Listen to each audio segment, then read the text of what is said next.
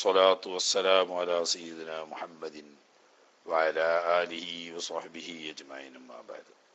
اللهم اغفر لنا وارحمنا ولوالدينا ولمشايخنا ولأساتذتنا ولتلامذتنا ولشركائنا ولمصنف هذا الكتاب ولشراحه ولمحشيه ولجميع علماء الدين.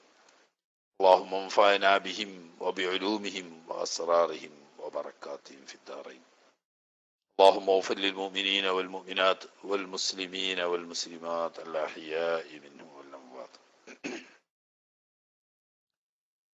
പ്രിയ സഹോദരങ്ങളെ,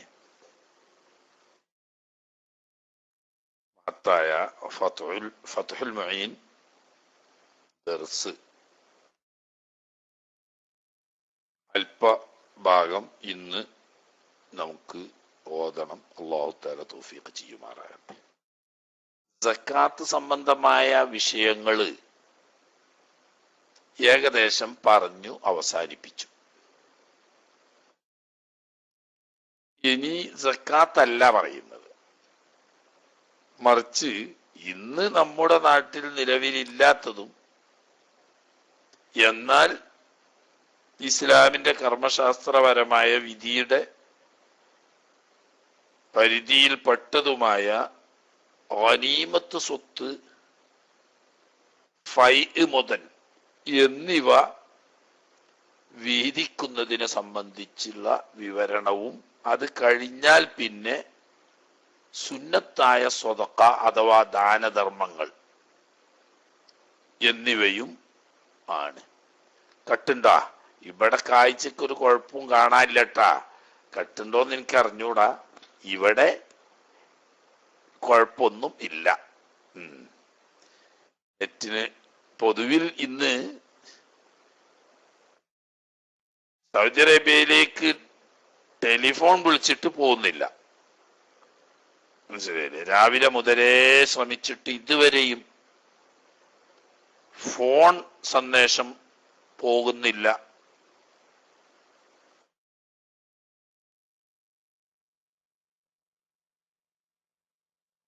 എന്നാൽ ഇവിടെ നെറ്റിന് സാധാരണ പോലെ അല്ലാത്ത ഒരു പ്രശ്നവും കാണുന്നുമില്ല. അതുപോലെ UAE-യിലേക്കൊക്കെ ടെലിഫോൺ ശരിക്ക് പോകുന്നുണ്ട്, സൗദിയേക്ക് പോകുന്നില്ല. നെറ്റിനും തന്നെ ഇവിടെ കുഴപ്പങ്ങളൊന്നും കാണാനും ഇല്ല. ഏതായാലും ഗനീമത്ത് സ്വത്ത് സംബന്ധിച്ചും ഫൈഅ് മുതലിനെ കുറിച്ചും ചുരുങ്ങിയൊരു വിവരണം നൽകിയതിന് ശേഷം പിന്നെ സുന്നത്തായ സ്വതക്ക ദാനധർമ്മങ്ങൾ അതുമായി ബന്ധപ്പെട്ടിട്ടാണ് ഇനി വരാനുള്ള ചർച്ച. ബിസ്മില്ലാഹിർ റഹ്മാനിർ റഹീം. വബിഹി നസ്തഈൻ.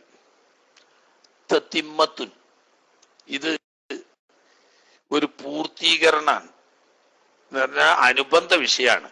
സക്കാത്തിന്റെ നേരിട്ടുള്ള വിഷയമല്ല, അതിന്റെ അനുബന്ധമായി വരുന്ന മറ്റ് ചില വിഷയങ്ങളാണ്.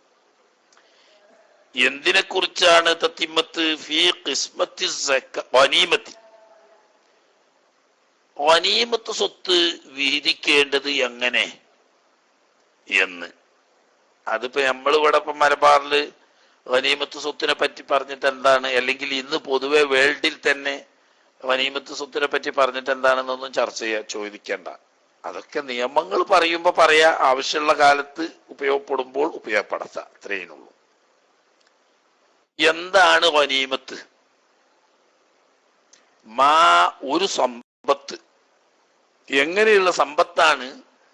അഖദ്നാഹു, നാം അവ പിടിച്ചെടുത്തിരിക്കുന്നു. എങ്ങനെ? ആരിൽ നിന്നും? മിൻ അഹ്ലി ഹർബിൻ. കേട്ടോ, മുസ്ലിം രാഷ്ട്രത്തോട് ഔദ്യോഗികമായി യുദ്ധം പ്രഖ്യാപിച്ച രാഷ്ട്രത്തിൽ നിന്നും. നല്ലോ മനസ്സിലാക്കുക. ഏതാനും ആളുകൾ കൂടിയിട്ട് നാട്ടിൽ കച്ചറയും തല്ലും ഉണ്ടാക്കുന്നതിനെ പറ്റിയല്ല. നിയമപരമായ ഒരു ഗവൺമെന്റ് നിലനിൽക്കുന്ന ഒരു രാഷ്ട്രം, മുസ്ലിം രാഷ്ട്രം, ആ രാഷ്ട്രവുമായി മതപരമായ കാരണങ്ങളാൽ യുദ്ധം പ്രഖ്യാപിച്ച രാജ്യം, മുസ്ലിം രാജ്യത്തിന്റെ നിലനിൽപ്പിന് ഭീഷണിയായിക്കൊണ്ട് രാജ്യരക്ഷ അപകടപ്പെടുത്തുന്ന സാഹചര്യം വരുന്ന നിലക്ക് ശത്രു രാജ്യം മുസ്ലിം രാജ്യവുമായി യുദ്ധം പ്രഖ്യാപിച്ച് പരസ്പരം യുദ്ധവേളയിലുള്ള സാഹചര്യത്തിൽ അത്തരം ശത്രു രാജ്യക്കാരിൽ നിന്നും പിടിച്ചെടുക്കുന്ന സമ്പത്ത് എങ്ങനെ പിടിച്ചെടുക്കണം? ഖഹ്റൻ, ബലപ്രയോഗത്തിലൂടെ പിടിച്ചെടുക്കുക അഥവാ യുദ്ധത്തിലൂടെ പിടിച്ചെടുക്കുക എന്നർത്ഥം. ആയുധ പ്രയോഗത്തിലൂടെയും അതിന് വേണ്ട കവചിത വാഹനങ്ങൾ ഉപയോഗിച്ചുകൊണ്ടും യുദ്ധം ചെയ്ത് യുദ്ധത്തിൽ നിന്ന് പിടിച്ചെടുക്കുന്ന സ്വത്തിനാണ് ഫഹുവ ഗനീമത്തുൻ. ഇങ്ങനെ ശത്രു രാജ്യത്തിൽ നിന്നും യുദ്ധത്തിനിടയിൽ ബലത്താൽ നിറഞ്ഞാൽ അഥവാ യുദ്ധത്തിലൂടെ പിടിച്ചെടുക്കപ്പെടുന്ന ധനത്തിന് ഗനീമത്ത് സ്വത്ത് എന്നാണ് പറയുക.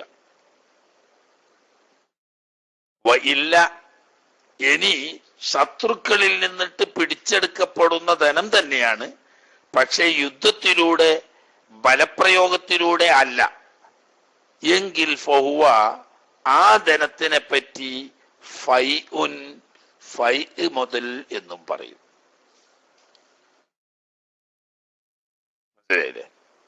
അതായത് ഇപ്പൊ ഉദാഹരണം പറഞ്ഞാൽ, ഒരു രാജ്യം മുസ്ലിം ഭരണത്തിന്റെ കീഴിലാണ്.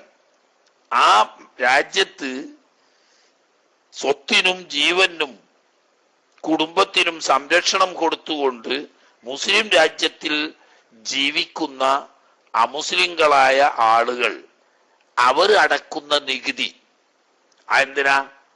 ഈ അവരുടെ ധനത്തിനും കുടുംബത്തിനും ദേഹത്തിനുമൊക്കെ സുരക്ഷ നൽകുന്ന ഗവൺമെന്റിന് അവർ നൽകേണ്ട നികുതിക്ക് ഫൈ എന്ന് പറയും.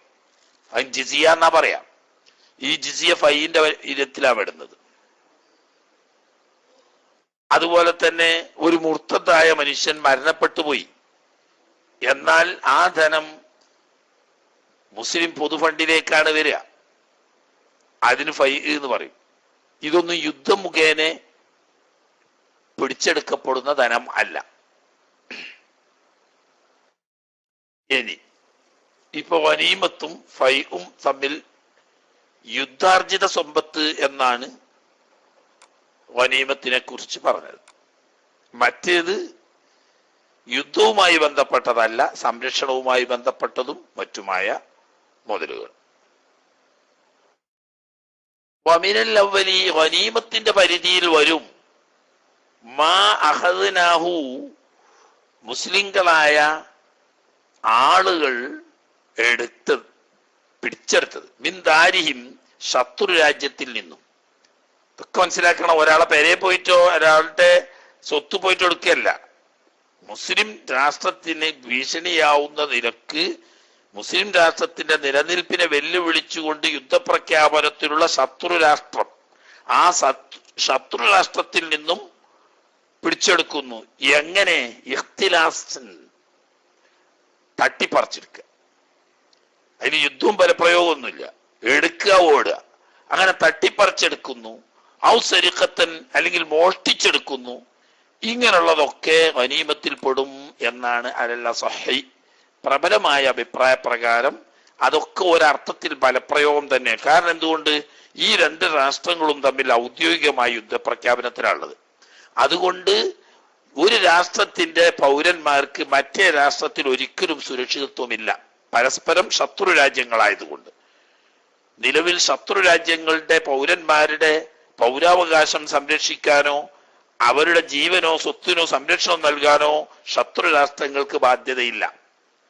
അങ്ങനെ വരുമ്പോ മുസ്ലിം രാജ്യത്തിനോട് യുദ്ധപ്രഖ്യാപനത്തിലുള്ള ഒരു രാജ്യത്തിൽ ഒരു മുസ്ലിമായ പൗരൻ പോയി എന്നത് തന്നെ ഒരു തരത്തിലുള്ള ബലപ്രയോഗമാണ്.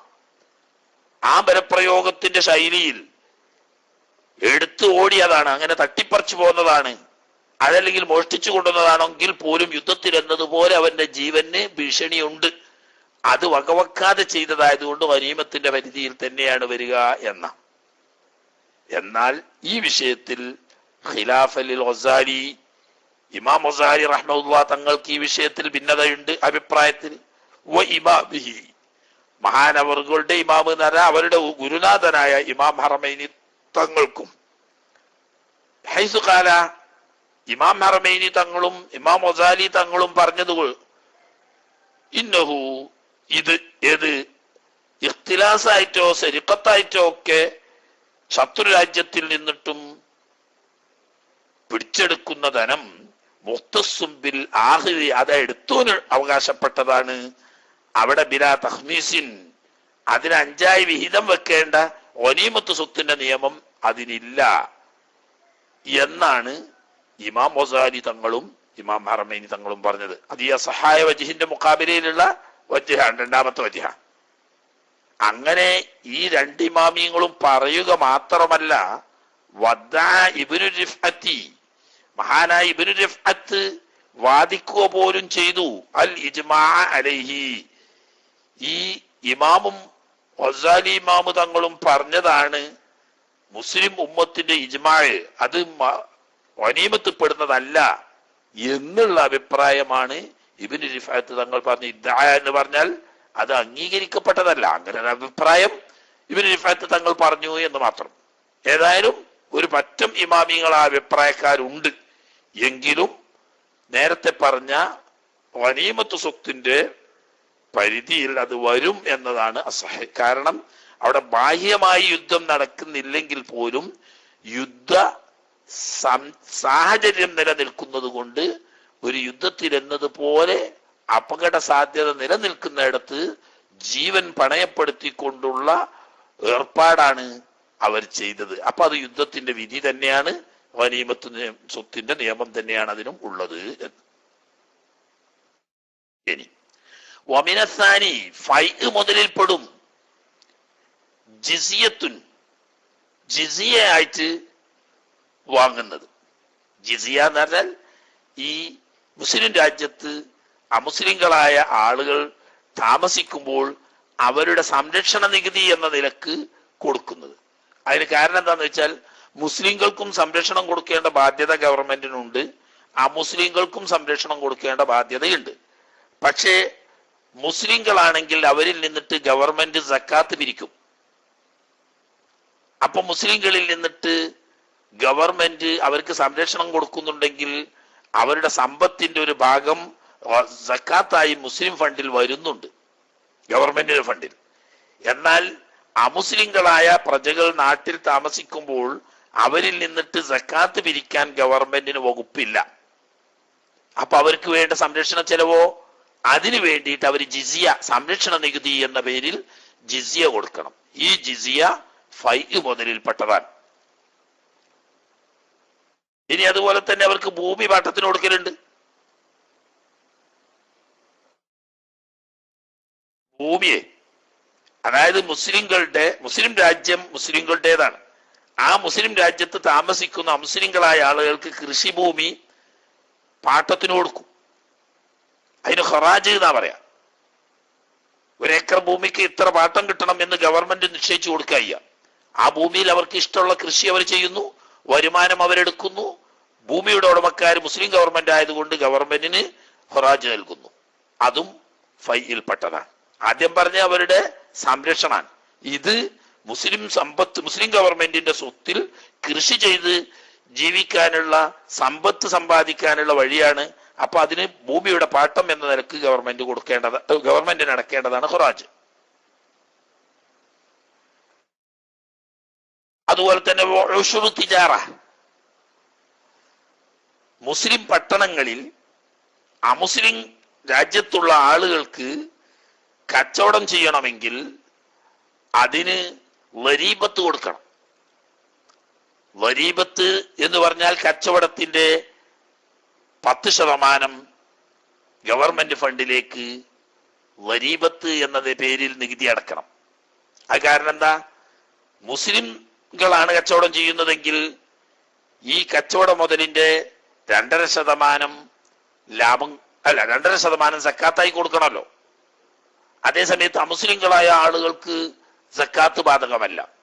അപ്പൊ അവരുടെ സ്വത്തിന് സംരക്ഷണം, സുരക്ഷിതത്വം കൊടുക്കണം. മുസ്ലിം രാജ്യത്ത് കച്ചവടം ചെയ്യുമ്പോൾ അവരുടെ സ്വത്ത് സംരക്ഷിക്കേണ്ട ഉത്തരവാദിത്വം ഗവൺമെന്റിനുണ്ട്. അപ്പൊ സക്കാത്ത് കൊടുക്കാത്ത ഈ അമുസ്ലിങ്ങളുടെ സ്വത്ത് സംരക്ഷിക്കുന്ന ഗവൺമെന്റിന് അതിന് വേണ്ടി വരുന്ന ചെലവ് വേണമല്ലോ. അപ്പൊ അതിന് എന്തു വേണം? കച്ചവടത്തിന്റെ 10% അഥവാ 10% ഗവൺമെന്റ് ഫണ്ടിൽ അടക്കണം. അതിന് ഗരീബത്ത് എന്നാ പറയാ. ഇതും ഫൈയിലാണ് പെടുക.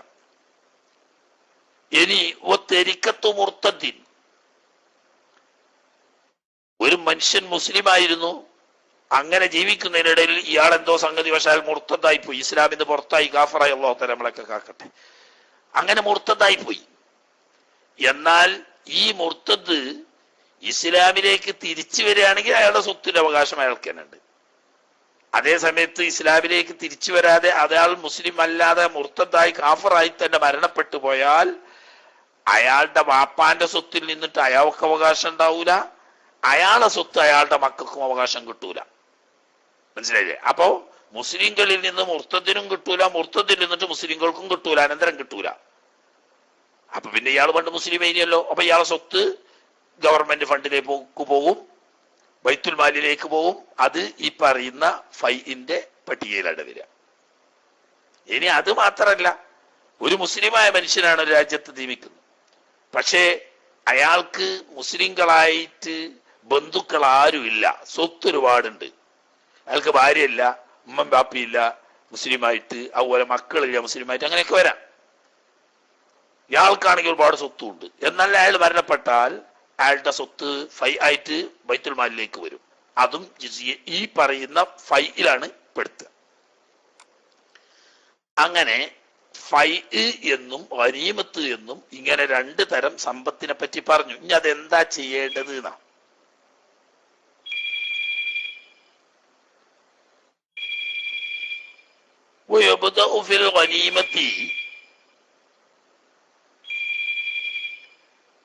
ഗനീമത്ത് സമ്പത്ത് അതിപ്പോ എന്തായി?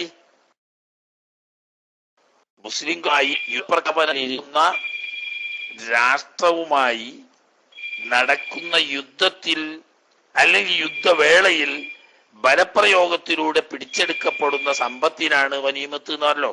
അങ്ങനെ പിടിച്ചെടുത്ത സമ്പത്ത് എന്താ ചെയ്യേണ്ടത്?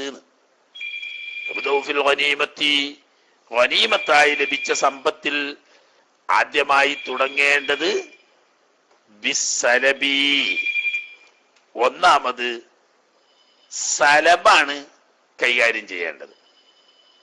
എന്താണെന്ന് പറയുന്നുണ്ട്. ഈ സലബിന്റെ അവകാശികൾ ആരാണ്? അത് ലിൽ ഖാതിലി, ആരാണോ കൊലയാളിയെങ്കിൽ, അല്ല, ഈ യുദ്ധം നടന്ന് ശത്രുക്കളുമായി യുദ്ധത്തിലേർപ്പെട്ടു. ഇന്നത്തേക്ക് ബോംബിടുന്ന യുദ്ധമല്ലല്ലോ പഴയ കാലത്ത്. നേർക്ക് നേരെ 2 പക്ഷത്തും മുഖാമുഖം നിന്നുകൊണ്ട് യുദ്ധമാണ്. അങ്ങനെ ഒരു മുസ്ലിം പടയാളി ഒരു ശത്രു ഭടനെ കൊലപ്പെടുത്തിയാൽ ഈ കൊലപ്പെടുത്തിയ യോദ്ധാവിന്റെ അവകാശമാണ് അൽ മുസ്ലിമി, മുസ്ലിമായ യോദ്ധാവിന്റെ അവകാശമാണ് ശത്രുവാവുന്ന കൊല്ലപ്പെട്ട വ്യക്തിയുടെ സലബിന്. അവിടെ ബിലാ തഖ്മീസിൻ അത് 5ആയി വിഹിതം വെക്കൽ ഇല്ല. സലബ് മുഴുവനും ഈ കൊല നടത്തിയ പട്ടാളക്കാരന്റെ അവകാശമാണ്. എന്നാ ഏതാണ് ഈ സലബ് എന്ന് പറഞ്ഞാല്? സലബ് എന്ന് പറഞ്ഞാൽ സലബ് എന്നത് മൽബൂസുൽ ഖതീലി, ഈ കൊല്ലപ്പെട്ട വ്യക്തിയുടെ ധരിക്കാൻ പറ്റുന്ന വസ്തുക്കൾ, അവൻ ധരിച്ചതും ആവാം, ധരിക്കാൻ വേണ്ടി വെച്ചതും ആവാം. എന്ന് പറഞ്ഞാൽ അവന്റെ വസ്ത്രങ്ങള്, അതുപോലെ തന്നെ അവന്റെ ഷൂ തുടങ്ങിയത്. അത് 4ഓ 5ഓ ജോഡി ഉണ്ട്. ആ ഒരു ജോഡി ഇപ്പൊ ധരിച്ചിരുന്നു, ബാക്കിയുള്ളത് അയാളുടെ കൂടെ ബാഗിലുണ്ട്. ഇങ്ങനെയുള്ള മൽബൂസ് ധരിക്കുന്നത്. മറ്റൊന്ന് വസ്ലാഹു, അയാൾ ഉപയോഗിക്കുന്ന ആയുധങ്ങള്. പണ്ടൊക്കെ ഉണ്ടാകുക വാളാണ്, വാള്, അമ്പ്, അതുപോലെ തന്നെ കുന്തം, ചാട്ടുളി തുടങ്ങിയതാണ് അന്നുള്ളത്. പിന്നെ ഇപ്പോഴുള്ളത് എങ്ങനെ വെച്ചാൽ അത് ഇയാൾ ഉപയോഗിച്ചിരുന്ന ആയുധങ്ങള്, അതും സലബിൽപ്പെട്ടതാണ്. മർകൂബുഹു, തനിയുമല്ല അയാള് വാഹനം ആയി ഉപയോഗിച്ച വാഹനവും, അതേതായാലും കുതിരയാണെങ്കിൽ കുതിര, ഒട്ടകയാണെങ്കിൽ ഒട്ടക, കോവർ കഴുതയാണെങ്കിൽ അത്, കഴുതയാണെങ്കിൽ അത്. പണ്ട് ഇപ്പത്തെ വാഹനം എന്താ വെച്ചാൽ അത് ഈ വാഹനം. അപ്പോ ധരിക്കപ്പെടുന്ന വസ്തുക്കള്, ആയുധങ്ങള്, വാഹനമായി ഉപയോഗിക്കുന്ന വസ്തു മാത്രമല്ല. വക്കതാ സിവാറുൻ, വള ഉണ്ടെങ്കിൽ, വള ഉണ്ടാവോ ചോദിക്കേണ്ട. വള മുസ്ലിം അല്ലല്ലോ പോയിക്കാം, മുസ്ലിമും ശത്രുക്കളുമായിട്ടാണല്ലോ യുദ്ധം ചെയ്യുന്നത്. അവർക്ക് എന്ത് ഹറാമുമായാലും അപ്പം വള ഇട്ടണമെങ്കിൽ ആ വളയും ഈ കൊല നടത്തിയ യോദ്ധാവിന്റെ അവകാശമാണ്. വമിന്തഖത്തുൻ, ഇനി അരപ്പട്ട. അരപ്പട്ട എന്ന് പറഞ്ഞാൽ വലിയ വിലപിടിപ്പുള്ള യുദ്ധത്തിന് ഉപയോഗിക്കുന്ന ആയുധങ്ങളൊക്കെ തൂക്കിയിടാൻ പറ്റുന്നതൊക്കെ ആയിരിക്കും, അതും. വഹാത്തമുൻ, മോതിരുണ്ടെങ്കിൽ അതും. വതൗഖുൻ, മാല ഉണ്ടെങ്കിൽ അതും. അതൊക്കെ ശരീരത്തിൽ അണിയുന്നതാണ്. ഇതൊക്കെയാണ് സലബ്. ഈ സലബ് ആദ്യമായി ആരാണോ ഈ പട്ടാളക്കാരനെ വധിച്ചതെങ്കിൽ ആ വധിച്ച മുസ്ലിമായ പട്ടാളക്കാരന്റെ അവകാശമാണ് കൊല്ലപ്പെട്ടവന്റെ സലബ് എന്ന് പറഞ്ഞാൽ അവന്റെ വസ്ത്രങ്ങള്, ആയുധങ്ങള്, ആ വാഹനം, വള, അരപ്പട്ട, അതുപോലെ മോതിരം, മാല തുടങ്ങിയ വസ്തുക്കൾ, അവന്റെ ദേഹത്തണിയുന്ന വസ്തുക്കളൊക്കെ. അത് പിന്നെ വീതം വെക്കുകയോ മറ്റുള്ളവർക്ക് കൊടുക്കുകയോ വേണ്ട. മൻ ഖതല ഖതീലൻ ഫലഹു സലബുഹു എന്ന് റസൂലുള്ളാഹി സ്വല്ലല്ലാഹു അലൈഹി വസല്ലം തങ്ങൾ പറഞ്ഞതായിട്ട് ഹദീസിൽ കാണാം. അപ്പൊ ഈ യുദ്ധത്തിൽ ശത്രുവിനെ കൊലപ്പെടുത്തിയ പടയാളിയുടെ അവകാശമാണ് സലബ്. അത് ആദ്യം മാറ്റിവെക്കുക, സലബൊക്കെ മാറ്റിവെക്കുക, അത് അവകാശപ്പെട്ടവർക്ക് കൊടുക്കുക. അത് കഴിഞ്ഞാൽ പിന്നെ വബിൽ മുഅനി, പിന്നീട് കൂലിച്ചെലവ് പിന്നെ വഹിക്കേണ്ടതാ. കൂലിച്ചെലവ് തീർക്കുക. കൂലിച്ചെലവ് എന്ന് പറഞ്ഞാൽ എങ്ങനെ? കൗജറത്തി ഹമ്മാലിൻ, സാധനങ്ങൾ കുറെ ഉണ്ട്, ചുമടെടുക്കണം, ചുമട്ട് തൊഴിലാളിയുടെ ജോലി കൂലി. അതുപോലെ തന്നെ മറ്റ് ഫാറാവുകാര് മറ്റ് മറിച്ചൊക്കെ ഉണ്ടെങ്കിൽ അതിനു വേണ്ട കൂലിച്ചെലവുകൾ അതിൽ നിന്നിട്ട് ചെലവഴിക്കുക. അങ്ങനെ സലബും കൂലിച്ചെലവും കഴിച്ചതിന് ശേഷം സുമ്മ യുഹമ്മസു ബാഖിഹാ, പിന്നെ ബാക്കി വരുന്ന ഗനീമത്ത് സ്വത്തിനെ 5 വീതിക്കപ്പെടണം. കൃത്യമായി 5 ഓഹരി ചെയ്യണം. എന്നിട്ട് നറുക്കിടുക. അങ്ങനെ വേണ്ടത് 5 ഓഹരി ചെയ്തിട്ട് നറുക്കിടുക. നറുക്കിട്ടിട്ട് ലില്ല എന്ന് പറഞ്ഞിട്ട് 1 ഓരി, ബാക്കി 4 ഓരി യോദ്ധാക്കൾക്കും. അത് ലില്ല എന്നത് ഏതാണ് കിട്ടിയത് ആ ഓരി മാറ്റി വെക്കും. ബാക്കിയുള്ളതൊക്കെ ഈ യുദ്ധത്തിൽ പങ്കെടുത്ത ആളുകൾക്ക് കൊടുക്കും, 4 ഓരി. അത് എന്നിട്ട് അർബഅത്തു അഹ്മാസിഹ, 5 പൗത്തതിന്റെ 4 ഓരിയും. ഈ ഗനീമത്ത് എന്ന് പറയുമ്പോൾ ഒരു അക്കാറൻ അത് ഭൂമി പോലത്തതാണെങ്കിലും ശരി, എന്ന് പറഞ്ഞാൽ ചലിക്കാത്തത്, കെട്ടിടങ്ങള്, നിലങ്ങള് തുടങ്ങിയതൊക്കെ ആണെങ്കിലും ശരി, അല്ലാത്ത ചലിക്കുന്ന വസ്തുക്കളാണെങ്കിലും ശരി, ഇങ്ങനെയുള്ള 4 വിഹിതം ലിമൻ ഹമറൽ വഖഅ, ഈ യുദ്ധത്തിൽ സംബന്ധിച്ച ആളുകൾക്കുള്ളതാണ്. നേരിട്ട് ആയുധമെടുത്ത് പടപൊരുതിക്കൊള്ളണമെന്നില്ല, ഈ പടയിൽ പങ്കെടുത്തവർക്കുള്ള അവകാശമാണ്. അതില്ലം യുഖാത്തിലോ, അവൻ ശരിക്ക് യുദ്ധം ചെയ്തിട്ടില്ല, ഒരേ നിലയിൽ തന്നെയാണ് അറിഞ്ഞിട്ട് ഇഷ്ടമുള്ള എടുക്കാൻ പറ്റൂല എന്നാ. ഒരേ നിലയിൽ 5 പൗത്താലും ഇഷ്ടമുള്ള എടുക്കാൻ പറ്റൂല. നറുക്കിടൽ വുജൂബാണ്. നറുക്കിട്ടിട്ട് 1 ഓഹരി ലില്ല എന്ന് കിട്ടിയ ഓഹരി മാറ്റിവെച്ച് ബാക്കി 4 ഓഹരി യുദ്ധത്തിൽ പങ്കെടുത്ത ആളുകൾക്ക് കൊടുക്കേണ്ടതാണ്. തുല്യമായിട്ടാണെങ്കിൽ പോലും നറുക്കിടാതെടുക്കാൻ പറ്റൂല. എന്നിട്ട് ഫമാ അഹദുൻ ഔലാ ബിഹി ബിൻ അഹദിൻ, ഈ 4 വിഹിതം 5 പൗത്തതിന്റെ 4 വിഹിതം അഥവാ യുദ്ധാർജിത മുതല് 100 കണക്കാക്കിയാൽ അതിൽ 80% എന്തു ചെയ്യണം? യുദ്ധത്തിൽ പങ്കെടുത്ത ആളുകൾക്കാണ്. 20% മാറ്റിവെച്ചു. അതപ്പോ 5-1 അറിയണേ, 20% അവിടെ മാറ്റിവെച്ചു. ബാക്കി 80% യുദ്ധത്തിൽ പങ്കെടുത്തവർക്ക്. അതില് യുദ്ധത്തിൽ പല ധർമ്മമുള്ളവരുണ്ട്. അതിന് മുന്നണിയിൽ നിന്നവരുണ്ടാവും, പിന്നണിയിൽ നിന്നവരുണ്ടാവും, ഇടതുവശത്ത് നിന്നവരുണ്ടാവും, വലതുവശത്ത് നിന്നവരുണ്ടാവും, മധ്യത്തിൽ നിന്നവരുണ്ടാവും, പതാക പിടിച്ചവരുണ്ടാവും, ഒക്കെ ഉണ്ടാവും. എല്ലാരും കണക്കാ. അത് അഹദുൻ ഔലാ ബിഹി മിൻ അഹദിൻ. ഈ ഗനീമത്ത് സ്വത്തിന് ഒരാളേക്കാൾ പ്രത്യേകിച്ച് അവകാശമൊന്നുമില്ല. ഞാൻ ഇനി മുന്നണിയിൽ നിന്നിട്ട് കൂടുതൽ പോറ്റ് അതുകൊണ്ട് എനിക്കാ വേണ്ടത്, അതൊന്നും പറയാൻ പറ്റൂല. എല്ലാവർക്കും കണക്കാ. ഈ പറഞ്ഞ സമയത്ത് യുദ്ധത്തിന് സജ്ജരായിക്കൊണ്ട് അവിടെ ഉള്ള എല്ലാവർക്കും ബാധകമാണ്. പക്ഷേ ലാലിമൻ ഒരാൾക്ക് ഈ ഗനീമത്ത് സ്വത്തിൽ അവകാശം ഉണ്ടാവില്ല. എങ്ങനത്തെ ഒരുത്തനാണ്? ലഹിഖഹും, ഈ യുദ്ധം ചെയ്യുന്നവരുടെ അരികെ വന്നു ചേർന്നവരാണ് ബാദല്ലാഹി, ആ യുദ്ധം കഴിഞ്ഞതിന് ശേഷം അവർക്ക് അവകാശമില്ല.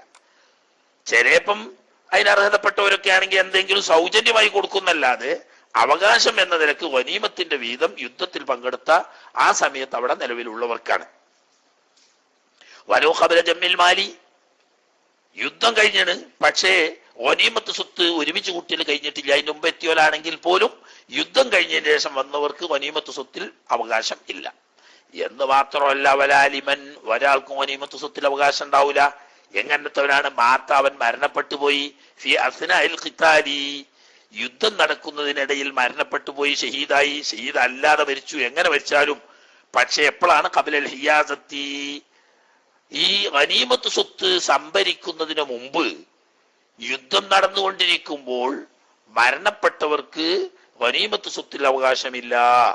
അതിന് പറയേണ്ട ആവശ്യമുണ്ടല്ലോ. അങ്ങനെയല്ല, അവകാശം അയാൾക്ക് ഉണ്ടെങ്കിൽ അയാൾ അനന്തരാവകാശികൾക്ക് അത് കൊടുക്കേണ്ടി വരും. അങ്ങനെ ഇല്ല. അതേ സമയത്ത് യുദ്ധം നടക്കുന്നതിന്റെ ഇടയിൽ തന്നെ കുറെ അധികം ഗനീമത്ത് സ്വത്ത് സംഭരിക്കപ്പെട്ടിട്ടുണ്ട്. അതിന്റെ ശേഷം യുദ്ധത്തിൽ മരണപ്പെട്ടു, പിന്നെയാണ് എന്തായാലും യുദ്ധം കഴിഞ്ഞതെങ്കിൽ ഈ സ്വത്ത്, ഗനീമത്ത് സ്വത്ത് സംഭരിച്ചതിന് ശേഷം മരണപ്പെട്ട ആൾക്ക് അവകാശമുണ്ട്. അപ്പൊ അയാളുടെ വിഹിതം അയാളുടെ അനന്തരാവകാശികൾക്ക് കൊടുക്കണം. അങ്ങനെയാണ് അൽ മദ്ഹബ്. ആട്ടെ, മദ്ഹബിൽ മുഅ്തമദ് അനുസരിച്ച് ഈ ഗനീമത്ത് സ്വത്ത് സംഭരിക്കുന്നതിന് മുമ്പ് യുദ്ധം നടന്നുകൊണ്ടിരിക്കുന്നതിന്റെ ഇടയിൽ മരണപ്പെട്ട ആൾക്ക് ഗനീമത്ത് സ്വത്തിൽ അവകാശമില്ല. അപ്പൊ ഷഹീദായ ആളുകൾക്കൊന്നും അവരുടെ കുടുംബത്തിന് പിന്നെ യുദ്ധത്തിൽ കിട്ടിയ ഗനീമത്ത് സ്വത്തിന്റെ അവകാശം ഉണ്ടാവൂല. അതേ സമയത്ത് യുദ്ധത്തിൽ ഷഹീദായ ആൾ തന്നെയാണ്, ഇടക്ക് ഷഹീദായ, പക്ഷെ അതിന്റെ മുമ്പ് തന്നെ കുറെ ഗനീമത്ത് കിട്ടിയിരുന്നു, എന്നാൽ ആ കിട്ടിയതിൽ നിന്നുള്ള വിഹിതം അവർക്കും ഉണ്ടാവും. ഏതായാലും ആട്ടെ, 4 ഭാഗം ആർക്കാണെന്ന് പറഞ്ഞു നമ്മള്? യുദ്ധത്തിൽ പങ്കെടുത്ത ആളുകൾക്കാ. ഇനി അതിൽ ബാക്കി എത്ര ഉണ്ട്? 1 ഭാഗമുണ്ട്, അഥവാ 20% അവിടെ മാറ്റി വെച്ചിട്ടുണ്ട്. അതാ ഇപ്പോ ഗനീമത്ത് സ്വത്തിന്റെ സലബ് എന്ന് പറയുന്ന ഈ കൊല്ലപ്പെട്ട വ്യക്തിയുടെ ശരീരവുമായി ബന്ധപ്പെട്ട വസ്ത്രം, ആയുധം, ആഭരണം, വാഹനം തുടങ്ങിയത് ഈ കൊന്നതാരാണോ അയാൾക്കുള്ളതാണ്. ബാക്കി ഉള്ള സ്വത്ത് ചെലവ് വെച്ചിട്ട് ബാക്കിയുള്ള സ്വത്തിന്റെ 4 ഭാഗം അഥവാ 80% യുദ്ധത്തിൽ പങ്കെടുത്ത അവകാശികൾക്കാണ്. പിന്നെ ലില്ല എന്ന് പറഞ്ഞ് മാറ്റിവെച്ച ഒരു ഓഹരി ഉണ്ടല്ലോ, അഥവാ 20%, അത് ഇനി പറയും ആർക്കാ ചെയ്യേണ്ടത്. ഇനി അതവിടെ പൂർത്തിയാക്കാതെ തന്നെ ഫൈയിലേക്ക് കിടക്കുക. കാരണം ഫൈന്റെ ഇതും ഒരേ വിധിയാണ്, അതുകൊണ്ട് അത് ഒന്നിച്ച് പറയാൻ വേണ്ടിയിട്ട് മാറ്റിവെച്ചതാ.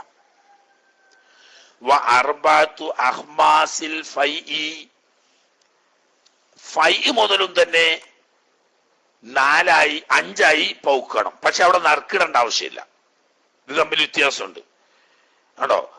ഫൈ മുതലിന്റെ 5 പൗത്തിട്ട് അതിന്റെ 4 ഭാഗം അഥവാ 80% ആർക്കുള്ളതാണ്?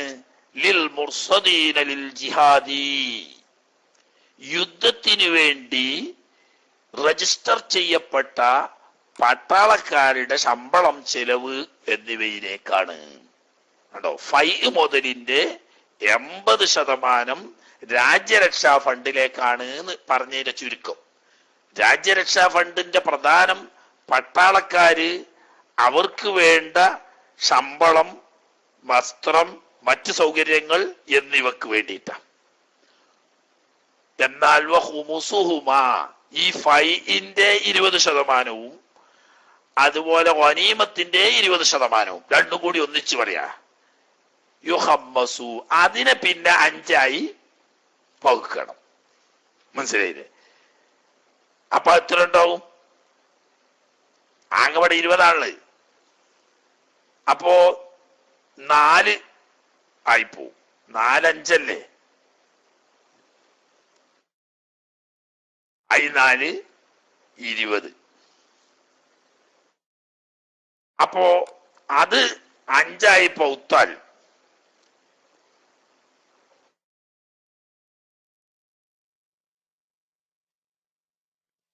സഹ്മുൻ അതിൽ നിന്നിട്ടുള്ള ഒരു ഓരി, അതായത് നേരത്തെ വനീമത്തിന്റെ 20% മാറ്റിവെച്ചത്, ഫൈഇന്റെ 20% മാറ്റിവെച്ചത്, ഇത് രണ്ടും കൂടി കൂട്ടിയിട്ട് 20 ആക്കുക. ഈ 20-നെ ഇനി എന്താക്കുക,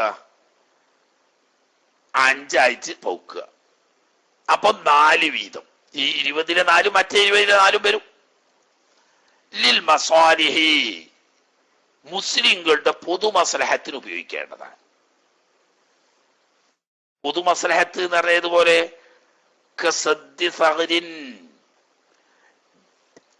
രാജ്യത്തിന്റെ അതിർത്തി സംരക്ഷണം. സഹറ് എന്ന് പറഞ്ഞാൽ എല്ലാ അതിർത്തിയല്ല, ശത്രു പ്രവേശന സാധ്യതയുള്ള അതിർത്തി. മുസ്ലിം രാജ്യത്തിന്റെ ഏതേത് അതിർത്തികളിലൂടെയെല്ലാം രാജ്യത്തിലേക്ക് ശത്രു പ്രവേശിക്കാനും രാജ്യരക്ഷ ആകാനും സാധ്യതയുണ്ടോ അത്തരം അതിർത്തി പ്രദേശങ്ങൾ സംരക്ഷിക്കുക. അത് മതിലെട്ടി അടക്കുക എന്നല്ല സദ്ദിന്റെ അർത്ഥം, മറിച്ച് അവിടെ സംരക്ഷിക്കുക. സംരക്ഷിക്കാൻ എന്താ വേണ്ടതെന്ന് വെച്ചാൽ കാലോചിതമായ അതിർത്തി സംരക്ഷണം ചെയ്യുക. അതിന് പട്ടാളത്തെ നിർത്തുകയാണെങ്കിൽ പട്ടാളത്തെ നിർത്തുക, അല്ല മതിൽ കെട്ടുകയാണെങ്കിൽ മതിൽ കെട്ടുക, അല്ല മറ്റെന്തെങ്കിലും വേണമെങ്കിൽ അത് ചെയ്യാം. ഏതാണോ ആ ശത്രു പ്രവേശന സാധ്യതയുള്ള അതിർത്തി സംരക്ഷിക്കാൻ വേണ്ടത് അതിന് കൊടുക്കുക. അതുപോലെ തന്നെ ഇമാറത്തു ഹിസ്നിൻ കോട്ട പരിപാലിക്കുക എന്ന് പറഞ്ഞാൽ അതിർത്തികളില് ശത്രു വരാൻ കൂടുതൽ സാധ്യതയുള്ള സ്ഥലങ്ങളില്, അതുപോലെ തന്നെ മുസ്ലിങ്ങളുടെ സുരക്ഷയ്ക്ക് ഭീഷണിയുള്ള സാഹചര്യങ്ങളിലൊക്കെ കോട്ട നിർമ്മിക്കും. ആ കോട്ടയിൽ സുരക്ഷിതമായി ഈ ഭീഷണിയിലുള്ള സാഹചര്യങ്ങളിൽ സുരക്ഷിതമായി മുസ്ലിങ്ങൾക്ക് സംരക്ഷണം ലഭിക്കാൻ വേണ്ടിയിട്ടുള്ളതാ പട്ടാളക്കാരുടെ മേൽനോട്ടത്തിൽ. അപ്പൊ അത് പരിപാലിച്ച് അതിന്റെ അറ്റകുറ്റപ്പണികൾ തീർത്ത് അതിന്റെ സംരക്ഷണം അതും ഈ മസാലിഹിലെ ഒരു വിഹിതത്തിൽ നിന്നിട്ടാണ് പോകേണ്ടത്. എന്നല്ല വമസ്ജിദിൻ പള്ളി പരിപാലനം, മുസ്ലിം ഗവൺമെന്റിന്റെ പള്ളി പരിപാലന ഫണ്ട് ഈ ബൈത്തുൽ മാലിൽ നിന്നിട്ടാ വരിക. അർസാഖുൽ ഖുദാത്തി രാജ്യത്തെ ഖാദിമാരുടെ ശമ്പളങ്ങള്, വൽ മുസ്തഗിലീന ബിഉലൂമി ശർഈ ശർഈയായ ഇൽമുമായി ഷോലാവുന്നവർക്ക് വേണ്ട ചെലവ്, ഖുർആന് അല്ല തഫ്സീർ, ഹദീസ്, ഫിഖ്ഹ് തുടങ്ങിയ ശർഈയായ ഇൽമുകളുമായി ഷോലാവുന്നവർക്ക് വേണ്ട ശമ്പളം, ഭക്ഷണം, പാർപ്പിടം തുടങ്ങിയത്. ആലാത്തിഹ കേട്ടോ, ഉലൂമു ശർഈന്റെ ആലാത്ത് അതിന്റെ ഉപകരണങ്ങൾ എന്ന് പറഞ്ഞാല് അഥവാ നഹ്വ്, സർഫ്, ബയാന്, മഹാനി, ബദീഅ് തുടങ്ങിയ ആലാത്തിന്റെ ഇൽമ് അതുമായി ഷോലാവുന്നവർക്ക് വേണ്ട ചിലവുകൾ. വലവ് മുബത്തദീന വലിയ ആലിമീങ്ങളായിക്കൊള്ളുന്നില്ല, തുടങ്ങാൻ പോണ മൂല്യാരിറ്റിയാണ് ഫയല ഫയല ഫയലു ഫയലത്ത് ഫയലത്ത ഫയലിന എന്ന് പറയാൻ തുടങ്ങിയിട്ടുള്ളൂ. എന്നാലും ആ കുട്ടിക്ക് വേണ്ട സംരക്ഷണ ചെലവും ഭക്ഷണവും താമസവും സൗകര്യങ്ങളും ഒക്കെ ചെയ്തു കൊടുക്കേണ്ടത് മുസ്ലിം ഗവൺമെന്റിന്റെ ഈ മസാലിഹിൽ നിന്നിട്ടാണ്. ഇനി അതുപോലെ ഹിഫ്ദുൽ ഖുർആൻ, ഖുർആൻ ഹിഫ്ദാക്കുന്നവര്, വൽ അയിമ്മത്തി പള്ളിക്കരി മാമുക്കുന്നവര്, വൽ മുഅദ്ദിനീന പള്ളിക്കര് ബാങ്ക് കൊടുക്കുന്നവര് തുടങ്ങിയ മുസ്ലിം പൊതുമസ്ലഹത്തിൽപ്പെട്ട ഈ വകുപ്പിലേക്കൊക്കെ ചെലവാക്കേണ്ടത് ഈ ഗനീമത്ത് സ്വത്തിന്റെയും ഫൈഅ് മുതലിന്റെയും ചെറിയൊരു ഭാഗമാവുന്ന 20% നിന്ന് 5-1 4% കൊണ്ടാണ് ഇതൊക്കെ ചെയ്യേണ്ടത്. നല്ലോ കാശുണ്ടാവും ഫണ്ടിൽ, അതുകൊണ്ടാണായിരിക്കും. ഈ പറയപ്പെട്ട ഉദ്യോഗസ്ഥന്മാർക്കൊക്കെ ഈ ഫൈഅ് മുതലിൽ നിന്നിട്ടും ഈ ഗനീമത്തിന്റെ ഹുമുസിൽ നിന്നും നൽകപ്പെടും. മാൽഗിന അവർക്ക് സ്വന്തമായി ജീവിക്കാൻ കഴിവുണ്ടെങ്കിലും.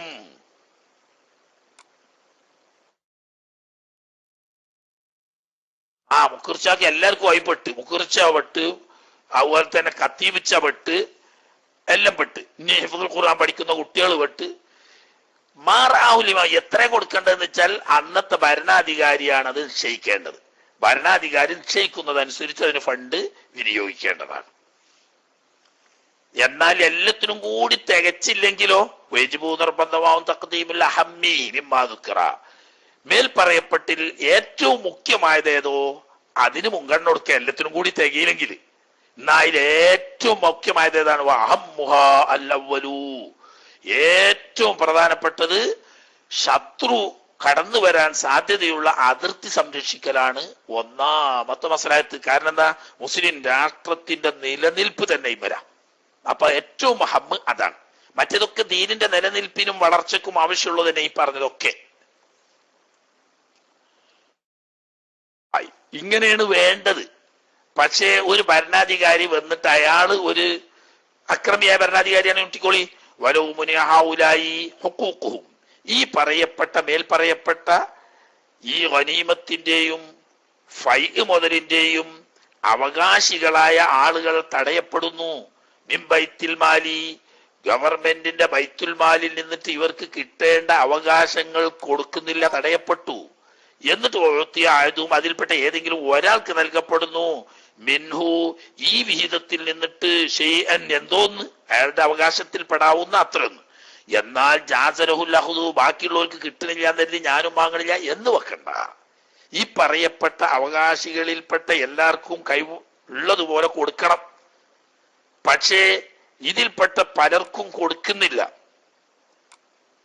അതിൽപ്പെട്ട ഏതോ ഒരു പ്രത്യേക വകുപ്പിന് ഗവൺമെന്റ് അവകാശം കൊടുക്കുന്നു. എന്നാ ബാക്കിയുള്ളവർക്കൊന്നും കൊടുക്കാതെ എനിക്കായിട്ട് വേണ്ടെന്ന് പറഞ്ഞ് മാറി നിൽക്കേണ്ട ആവശ്യമില്ല.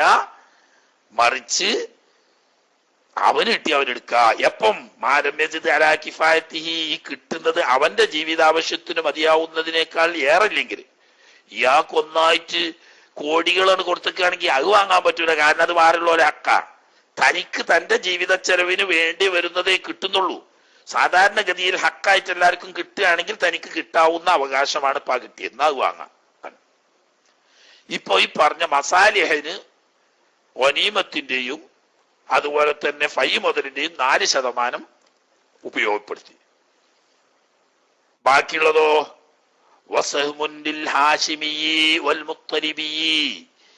ഈ മുതലിന്റെ ഫൈഅ് മുതലിന്റെയും ഗനീമത്ത് മുതലിന്റെയും ഹുമുസിൽ നിന്ന് ഓരോരി ബനു ഹാഷിം ബനു മുത്തലിബ് ഗോത്രക്കാരായ തങ്ങൾമാർക്കാണ്. എന്താ നമ്മൾ പറഞ്ഞ് അവർക്ക് സക്കാത്ത് കൊടുക്കാൻ പറ്റൂല. കാരണം എന്തുകൊണ്ട്? അവർക്ക് ഫൈഅ് മുതലിൽ നിന്നിട്ടും ഗനീമത്തിൽ നിന്നിട്ടുള്ള ഹുമുസിന്റെ അവകാശം ഉണ്ട് എന്ന് പറഞ്ഞതാ. പക്ഷെ അവർക്ക് അവകാശം അനന്തരാവകാശം പോലെയാണ് അഹ്ലു ബൈത്തിന് കിട്ടുന്നത്. അനന്തരാവകാശത്തിൽ പറഞ്ഞതുപോലെ പെണ്ണിന്റെ ഡബിൾ ആണിന് എന്ന നിലക്ക് ബീവിമാർക്കും തങ്ങന്മാർക്കും കൊടുക്കേണ്ടതാണ്. ഹാഷിമി തങ്ങന്മാർക്കും കൊടുക്കണം, മുത്തലിബി തങ്ങന്മാർക്കും കൊടുക്കണം. ആണിന്റെ പകുതി പെണ്ണിന് എന്ന വ്യവസ്ഥ പ്രകാരമായിരിക്കണം കൊടുക്കേണ്ടത്. വലോഅഗ്നിയ, തങ്ങൾ പാപ്പ നല്ല കഴിവുള്ള ആളാണ്, വലിയ കോടീശ്വരനാണ്, എന്നാലും അയാൾ അവരുടെ അവകാശ. എന്തുകൊണ്ട്? ദവിൽ ഖുർബ എന്നാണ് ഖുർആൻ പറഞ്ഞത്. ദവിൽ ഖുർബ എന്ന് പറഞ്ഞാൽ നബി സല്ലല്ലാഹു അലൈഹി വസല്ലം തങ്ങളുടെ ഖറാബത്തിന്റെ ബന്ധമാണ്. ഈ ഖറാബത്തിന്റെ ബന്ധം എന്നതിൽ അവിടെ കഴിവുണ്ടോ ഇല്ലേ എന്ന് പരിഗണിച്ചുകൊണ്ടല്ല. അപ്പൊ അത് അവരുടെ അനന്തരാവകാശം പോലെ ആണിന്റെ പൗതി പെണ്ണിന് എന്ന നിലക്ക് കഴിവുണ്ടെങ്കിലും ഇല്ലെങ്കിലും അത് അവരുടെ അവകാശമാണ്. അപ്പൊ രണ്ടോരിയായില്ലേ? എങ്ങനെ? മൂന്നാമത്തത് വസ്സഹ്മുൽ ഫുഖറാഇൽ യതാമ, സാധുക്കളായി എത്തിയും കുട്ടികൾക്ക് കൊടുക്കാളാണ്. സാധുക്കളായ എത്തിയും കുട്ടികൾ എന്ന് പറഞ്ഞാൽ അവിടെ 2 പരിഗണന. ഒന്ന്, എത്തിയും കുട്ടിയാണെന്ന് വെച്ചിട്ട് എല്ലാ എത്തിയും കുട്ടികൾക്കും കൊടുക്കാൻ പറ്റൂല. സാമ്പത്തികമായി കഴിവുള്ള എത്തിയും കുട്ടികൾക്ക് ഇതിൽ നിന്ന് കൊടുക്കാൻ പാടില്ല. എന്നാ സാധുക്കൾക്ക് ഇത് പെടും, അത് വേറുണ്ട്. സാധുക്കളെ ഒപ്പ് പറഞ്ഞിട്ടൊന്ന് വേറുണ്ട്. ഇത് യത്തീമാണ് താനും അതോടുകൂടി സാധുവാണ്. ഫക്കീർ എന്ന് പറഞ്ഞാൽ ഫക്കീർ മിസ്കീനും പെട്ടതാണ്. അങ്ങനെ പ്രയോഗം. ഫക്കീർ മിസ്കീന്മാരാവുന്ന യത്തീം കുട്ടിയേക്കാണ് ഒരു വിഹിതം. അപ്പൊ അനാഥ സംരക്ഷണം രാജ്യരക്ഷയുടെ ഭാഗമായിട്ടാണ് മുസ്ലിം സമുദായം കാണുന്നത്. കണ്ടോ? നേരത്തെ രാജ്യരക്ഷയ്ക്ക് എത്ര ഉപയോഗിക്കണോ അതേ ദൈനിൽ ഫണ്ട് യത്തീം സംരക്ഷണത്തിനും ഉപയോഗിക്കണം എന്ന. അപ്പൊ പാവപ്പെട്ട യത്തീം കുട്ടികൾ സാമ്പത്തികമായും വിദ്യാഭ്യാസപരമായും പിന്നിൽ നിൽക്കാൻ പാടില്ല. അവരെ സമൂഹത്തിന്റെ ഒപ്പം കൊണ്ടുവരണം. അതിന് ബൈത്തുൽ മാലിൽ നിന്നിട്ടുള്ള ഫണ്ട് വിനിയോഗിച്ചു കൊള്ളണം. ഇനി വസഹുമുന്നോരോഹരി ലിൽ മിസ്കീൻ. കണ്ടോ? മിസ്കീമാർക്ക് കാരണം ഫക്കീർ മിസ്കീമാർക്ക്. അവിടെ യത്തീം അല്ലാത്ത, ആദ്യം പറഞ്ഞ യത്തീമായ ഫക്കീർ മിസ്കീമാരാണ്. ഇനി പറയുന്നത് യത്തീം അല്ലാത്ത ഫക്കീർ മിസ്കീമാരാണ് ഒരു ഓരി. ഇനി വസഹ്മുൻ ലിബ്നി സബീലിൽ ഫഖീർ, ഇബ്നു സബീൽ നേരത്തെ പറഞ്ഞേക്ക് ഹലാലായ യാത്ര ഉദ്ദേശിച്ചിട്ട് അതിനുള്ള സാമ്പത്തിക കഴിവില്ലാത്ത ആള്, അല്ലെങ്കിൽ പോയിക്കൊണ്ടിരിക്കുന്ന യാത്ര പൂർത്തിയാക്കാൻ പറ്റാത്ത സാമ്പത്തിക ഇടക്ക് നേരിട്ട ആള്, അങ്ങനെയുള്ള ആളുകൾക്ക് സ്വത്തില്ലെങ്കിൽ അവർക്കും ഈ സക്കാത്തിന്റെ പുറമെ ഈ ഫൈഇന്റെ അതുപോലെ ഗനീമത്തിന്റെ ഹുമുസിന്റെ അവകാശമുണ്ട്. അപ്പൊ ആരൊക്കെ ആയിപ്പോ? തങ്ങന്മാര് ഓരോരി, യത്തീം കുട്ടികള് ഓരോരി, മിസ്കിമാര് ഓരോരി, ഇബ്നു സബീൽ ഓരോരി, 4 ഓരിയായി. ഓരോരി ആദ്യം നമ്മൾ എന്ത് പറഞ്ഞു ചെയ്തു? മസാലിഹിന് എന്നും പറഞ്ഞു. ഇങ്ങനെ ഈ 20% കൊണ്ട് നാട്ടിന്റെ നന്മക്ക് വേണ്ടി വിനിയോഗിക്കുക, പൊതു നന്മക്ക് വേണ്ടി.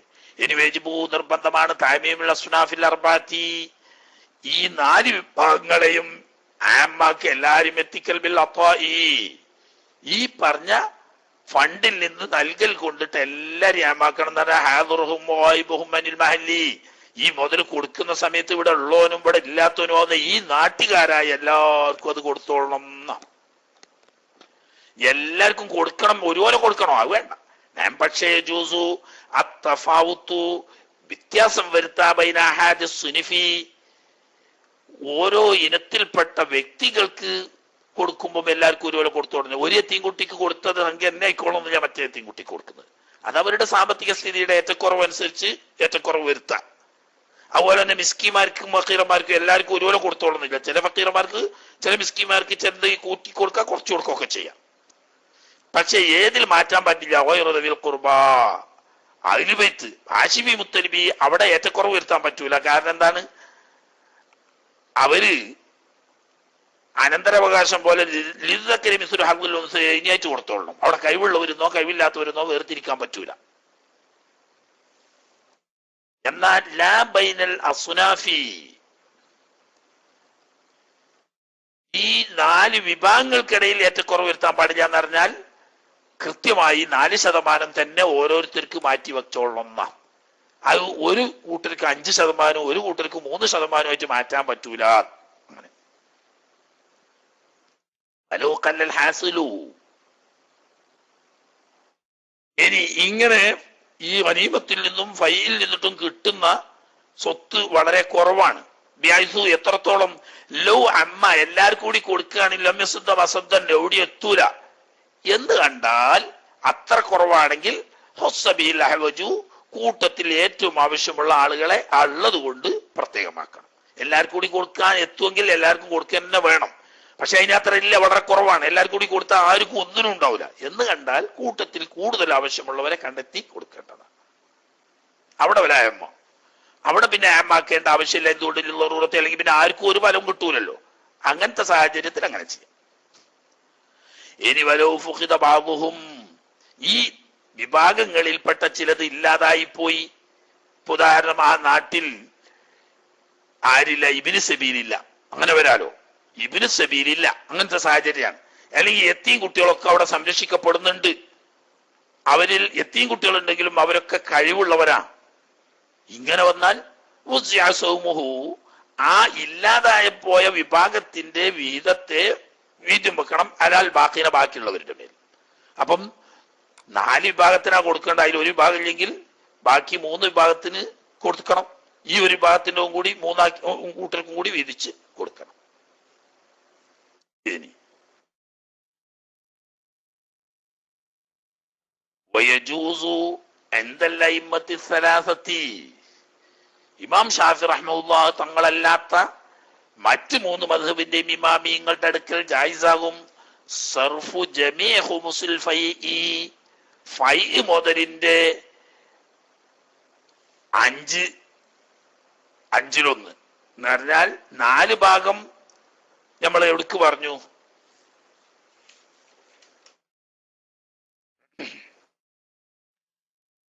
രാജ്യരക്ഷയ്ക്ക് വേണ്ടി ഉപയോഗിക്കണം എന്ന് പറഞ്ഞു. ലിൽ മുർസദീന ലിൽ ജിഹാദി, പട്ടാളക്കാർക്ക് ഉപയോഗിക്കുക എന്ന് പറഞ്ഞു. ബാക്കി വരുന്ന 5 ഉണ്ടല്ലോ ഹുമുസ്, അതായത് 20% മൊത്തവും എങ്ങോട്ട് ഉപയോഗിക്കുക? ഇലൽ മസാലിഹി, മസാലിഹിലേക്ക് ഉപയോഗിക്കുക. ഗനീമത്ത് മാത്രമേ എന്തുള്ളൂ? ഹുമുസുൽ ഹുമുസാക്കേണ്ട ആവശ്യമുള്ളൂ. ഷഫി മദ്ഹബിൽ രണ്ടും ഒരു കണക്കാ.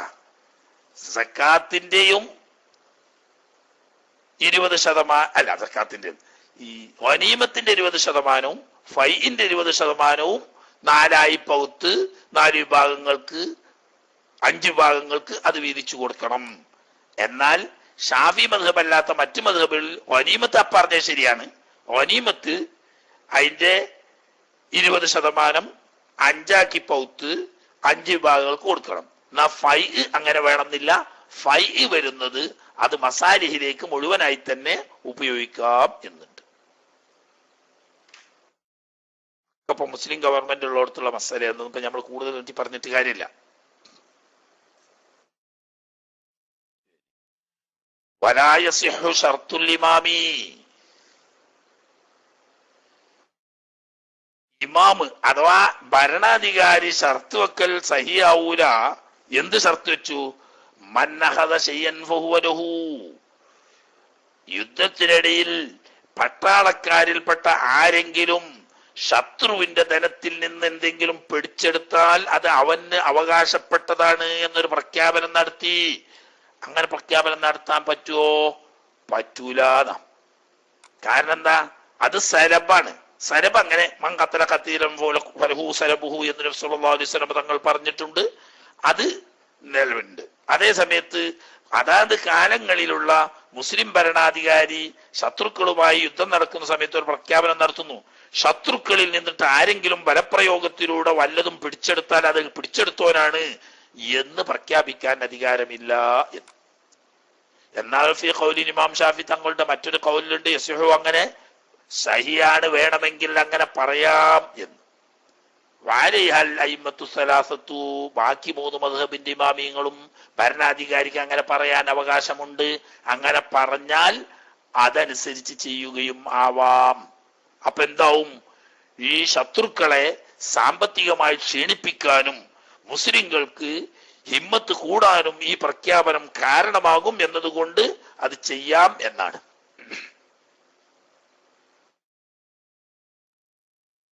റേഡിയോ ഇപ്പോൾ ഓക്കെ എന്ന് പറഞ്ഞ എന്താ കിശിരി ഇതുവരെ ഓക്കെ അല്ലേ? ഇനി റേഡിയോ കേടയിനി എനിക്കറിയാം. പിന്നെ വഅൻദ അബി ഹനീഫത്ത വ മാലിക്കിൻ, ഇമാം അബു ഹനീഫ തങ്ങളുടെയും ഇമാം മാലിക് തങ്ങളുടെയും റഹ്മഹുമുല്ലാ, അവർ രണ്ടുപേരുടെ അടുക്കൽ യജൂസുൽ ഇമാമി, ഭരണാധികാരിക്ക് പറ്റും ചില ആളുകളെ മറ്റു ചിലരെക്കാൾ എന്ത് ചെയ്യാം. ആകെപ്പോ കേൾക്കണത് കീശിരിയെ ദർസ് ഇപ്പൊ ഇവിടെ ഈ മുന്നിൽ വന്നു തെരുക്കുന്നവര് വളരെ കുറവാ. നാട്ടിലുള്ള ഒരുപാട് മുതല്ലിമീങ്ങളും മുഅല്ലിമീങ്ങളും ഒക്കെ ക്ലാസ്, ഫത്വൽ മീൻ ക്ലാസ് സാധാരണ കേൾക്കുക അവരുടെ പരിമിതമായ സൗകര്യമായത് കൊണ്ട് മൊബൈലില. ഇവിടെ തന്നെ പല കുട്ടികളും നേരിട്ട് വിളിച്ച് ബന്ധപ്പെടലും ഇവിടെ പലരും വരലും ഒക്കെ ഉണ്ട്. അവരൊക്കെ സാധാരണ കമ്പ്യൂട്ടറിൽ വെച്ചിട്ടല്ല, മറിച്ച് ഇതിൽ കേൾക്കുന്നതിനെക്കാട്ടിലും കമ്പ്യൂട്ടറിൽ കേൾക്കുന്നതിനെക്കാട്ടിലും കൂടുതൽ ടെലിഫോൺ മൊബൈലിലാ കേൾക്കണത്. അതില്ലേന്ന് പറഞ്ഞാൽ പിന്നെ ഐറ്റങ്ങളെ കഥ പ്രശ്നം തന്നെ. മനസ്സിലായില്ലേ? ഒരുപാട് കുട്ടികൾ പറഞ്ഞാൽ മൗലിയാരിറ്റികളും ഉണ്ട്, അല്ലാത്ത മാലിന്യങ്ങളും ഒക്കെ ഉണ്ട്. വലിയ ഉസ്താദന്മാർക്കൊന്നും പിന്നെ നമ്മളെ അറിയേണ്ട ആവശ്യമില്ലല്ലോ. അല്ലാത്ത കുറെ ആളുകളുണ്ട്, അവരൊക്കെ മൊബൈലിലാ കേൾക്കുക. അതില്ലാഞ്ഞാൽ പിന്നെ നമ്മളെ ദർസ് ഒരു എരും പുളി ഇല്ലാതായി പോകും. കാരണം അവരൊക്കെ നിരാശരായി കുത്തിരിക്കാൻ. ഇന്ന് പിന്നെ അത്ര പ്രധാനപ്പെട്ട വിഷയമല്ല. കാരണം ഇന്നിപ്പോ നിലവിൽ മുസ്ലിം ഗവൺമെന്റ് ഇല്ല. അതുപോലെ തന്നെ ഈ ഗനീമത്ത് സംവിധാനമൊന്നും നിലവിൽ ഇല്ലാത്തത് കൊണ്ട് എന്നാലും പഠിക്കാം. ശരി. അപ്പൊ അവകാശികൾക്ക് തുല്യമായി കൊടുക്കണം എന്നാണ് നിയമമെങ്കിലും ഇമാം മാലിക് തങ്ങളുടെയും അതുപോലെ തന്നെ ഇമാം അബൂ ഹനീഫ തങ്ങളുടെയും മദ്ഹബ് അനുസരിച്ച് ഭരണാധികാരിക്ക് വേണമെങ്കിൽ ഈ പട്ടാളക്കാർക്കിടയിൽ തുല്യമായി വീതിക്കാതെ ചിലർക്ക് മുൻഗണന കൊടുക്കുകയും ആവാം എന്ന്.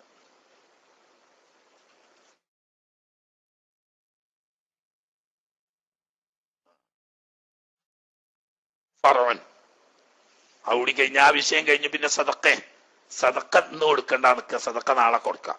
നാളെ ഉണ്ടാവില്ലല്ലേ, നാളെ വ്യാഴാഴ്ച ശരി, ആയിക്കോട്ടെ, എന്നാലും മതി. ഫറോൻ ലൗ ഹസ്വല ലി അഹദിൻ മിനൽ ഗാനിമീന, ഗനീമത്ത് സംഭരിച്ച യോദ്ധാക്കളിൽപ്പെട്ട ഒരാൾക്ക് കരസ്ഥമായി ലഭിച്ചു. ഷെയ്ഉൻ വല്ല വസ്തുവും മിമ്മാ ഗനിമു അവര് ഗനീമത്തെടുത്ത മുതലിൽ നിന്നുള്ള ഏതോ ഒരു വസ്തു കിട്ടി. എപ്പോഴാ കിട്ടിയ? ഖബല തഖ്മീസി 5 പൗക്കുന്നതിന്റെയും വൽ ഖിസ്മത്തി ശർഇയ്യത്തി ശർഇന്റെ നിയമപ്രകാരം വീതം വെക്കുന്നതിന്റെയും മുമ്പ് വല്ലതും കിട്ടിയാൽ അതിനാണ് ഗുലൂല് എന്ന് പറയാം. മനസ്സിലായില്ലേ? ഹദീസിലൊക്കെ ധാരാളം സംസാരിച്ചതാണ്. എന്നൊക്കെ അള്ളാഹു തആല പറഞ്ഞു. നബി സല്ലല്ലാഹു അലൈഹി വസല്ലമ തങ്ങൾ പറഞ്ഞില്ലേ, അവിടുത്തെ ഖാദിമായി കൊണ്ടുണ്ടായിരുന്ന ഒരു അടിമ ഉണ്ടായിരുന്നു. അയാള് യുദ്ധത്തിൽ നന്നായി അധ്വാനിച്ച് യുദ്ധം ചെയ്തിട്ടുണ്ട്. എന്നാലും അദ്ദേഹം എന്താണ്, നരകത്തിൽ തീ അദ്ദേഹത്തിന്റെ മേൽ ആളുന്നത് ഞാൻ കണ്ടു എന്ന് നബി സല്ലല്ലാഹു അലൈഹി വസല്ലമ തങ്ങൾ പറഞ്ഞു. ഇതിന് കാരണം എന്താ? ഫീ ശംല, ഒരു പുതപ്പ്, ഗനീമത്ത് സ്വത്തിൽപ്പെട്ട ഒരു പുതപ്പ് വീതം വെക്കുന്നതിന് മുമ്പ് സ്വന്തം എടുത്തു എന്നുള്ളതാ കാരണം. അങ്ങനെ അതുകൊണ്ട് പറഞ്ഞപ്പോ സഹാബത്ത് ഓരോന്നും ഇങ്ങോട്ട് കൊണ്ടുവരാൻ പറഞ്ഞു. സൂചി, ആ സൂചിക്ക് കോക്കുന്ന നൂല്, ചെരുപ്പ് കുത്തുന്ന ആണി തുടങ്ങിയിട്ട് അതൊക്കെ ഓരി വെക്കുന്നതിന് മുമ്പാണെങ്കിൽ നരകത്തിന് കാരണമാണ് എന്ന് പറഞ്ഞു. അപ്പോ അത് ഹറാമാണ്. വീതം വെക്കുന്നതിന് മുമ്പ് ഗനീമത്ത് സ്വത്തിൽ നിന്ന് ആരും ഒന്നും സ്വന്തമായിട്ട് എടുക്കാൻ പാടില്ല. ലാ യജൂസു തസറുഫു ഫീഹി, അങ്ങനെ ഗനീമത്തിൽ നിന്നിട്ട് വല്ലതും തനിക്ക് കിട്ടിയിട്ടുണ്ടെങ്കിൽ അതിൽ ഒരു തരത്തിലുള്ള ക്രയവിക്രയവും ചെയ്യാൻ പാടില്ല. എന്തുകൊണ്ടില്ല? അന്നഹു, ഈ വസ്തു മുഷ്തറക്കും ബൈനഹും, ഈ ഗനീമത്ത് കിട്ടിയ മുഴുവൻ പട്ടാളക്കാരുടെ ഇടയിൽ ഷെയറാണെന്ന് മാത്രമല്ല, വൈനഹിലുൽ ഖുബ്സി, പിന്നെ പറഞ്ഞ 20% ഓഹരി ചെയ്തു കൊടുക്കേണ്ട 5 വിഭാഗങ്ങൾക്കും.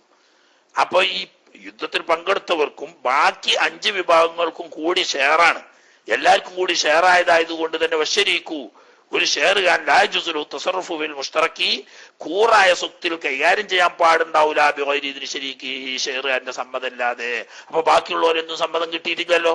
അപ്പൊ ഓഹരി ചെയ്യുന്നതിന് മുമ്പ് ഗനീമത്ത് സ്വത്തിൽ നിന്നിട്ട് വളരെ നിസ്സാരമായ വസ്തു പോലും സ്വന്തമായി എടുക്കാൻ പാടില്ല.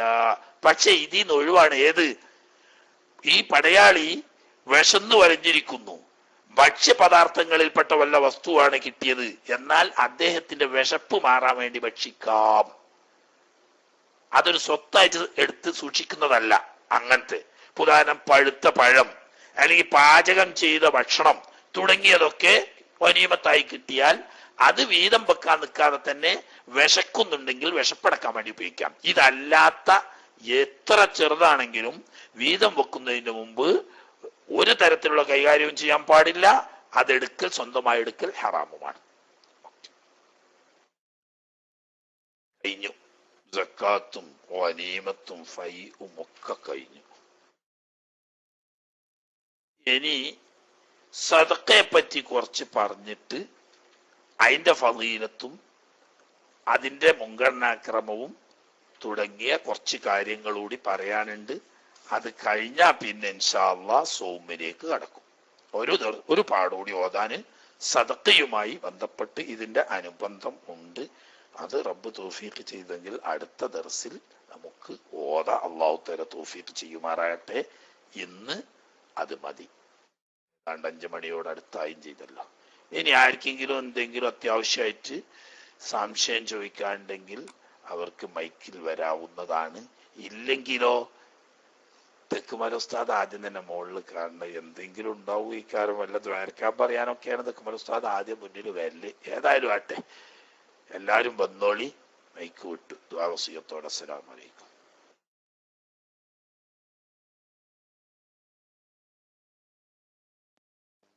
അസ്സലാമു അലൈക്കും ഉസ്താദെ. പിന്നെ 5 മിനിറ്റ്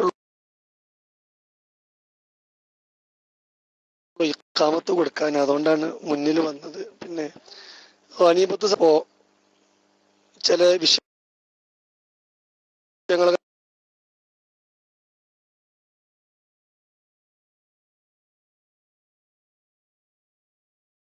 അങ്ങനെ സംഘടനകളൊക്കെ കൊല്ലപ്പെട്ടിട്ടുണ്ട്. അതായത് കൊല ചെയ്യപ്പെടുന്ന മുസ്ലിമീങ്ങളുണ്ട്. അതിനെ ചൂട്ടുപിടിക്കണ ചില പിന്നെ തലകെട്ടുള്ള മൊയ്ലിയന്മാരും അത് വാദിക്കുന്നുണ്ട് അങ്ങനെ കിട്ടും എന്നുള്ളത്. അത് കാരണം അവർക്ക് ഈ ക്ലാസ്സിലൊക്കെ അത് കൊടുത്തിട്ടാണ് അവർക്ക് വലിയ ഉന്മേഷം, ഇങ്ങനെ RSSക്കെതിരെ തുള്ളാനും ഒക്കെ. അപ്പൊ അങ്ങനെ ഒരു ചാൻസ് നമ്മുടെ ഇന്ത്യ രാജ്യത്തുണ്ടോ? രാഷ്ട്രീയ സംഘടന കൂടാതെ തന്നെ ചില ഭാഗത്തൊക്കെ മുസ്ലിമീങ്ങളെ ഉന്മൂലനം ചെയ്യണം നിലയ്ക്ക് തന്നെ സംഘടന നടക്കുന്നുണ്ട്, ഇനി കേരളത്തിന്റെ പുറത്താണെങ്കിലും. പക്ഷെ അതിനെ നേരിടുകയാണോ വേണ്ടത് നമ്മൾ, അതല്ല ക്ഷമിച്ച് നിൽക്കുകയാണോ വേണ്ടത്? അതല്ല നേരിട്ട് അതിൽ മുസ്ലിമീങ്ങൾ മറ്റുള്ള ഹൈന്ദവ മതരുടെ വാളാല് മരണപ്പെട്ട് കഴിഞ്ഞാൽ ഷഹീദിന്റെ കൂലി കിട്ടുമോ ഇല്ലേ? ഉസ്താദ് ഒന്ന് വിശദീകരിച്ചാൽ നന്നായിരുന്നു അവിടെ. അസ്സലാമു അലൈക്കും.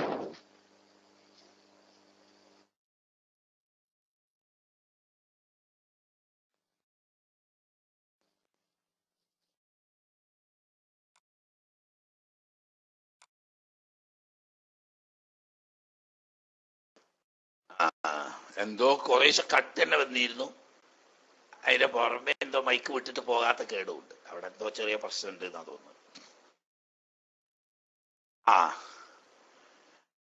നല്ലൊരു ചോദ്യമാണ്, വളരെ പ്രധാനപ്പെട്ട ഒരു ചോദ്യമാണ്.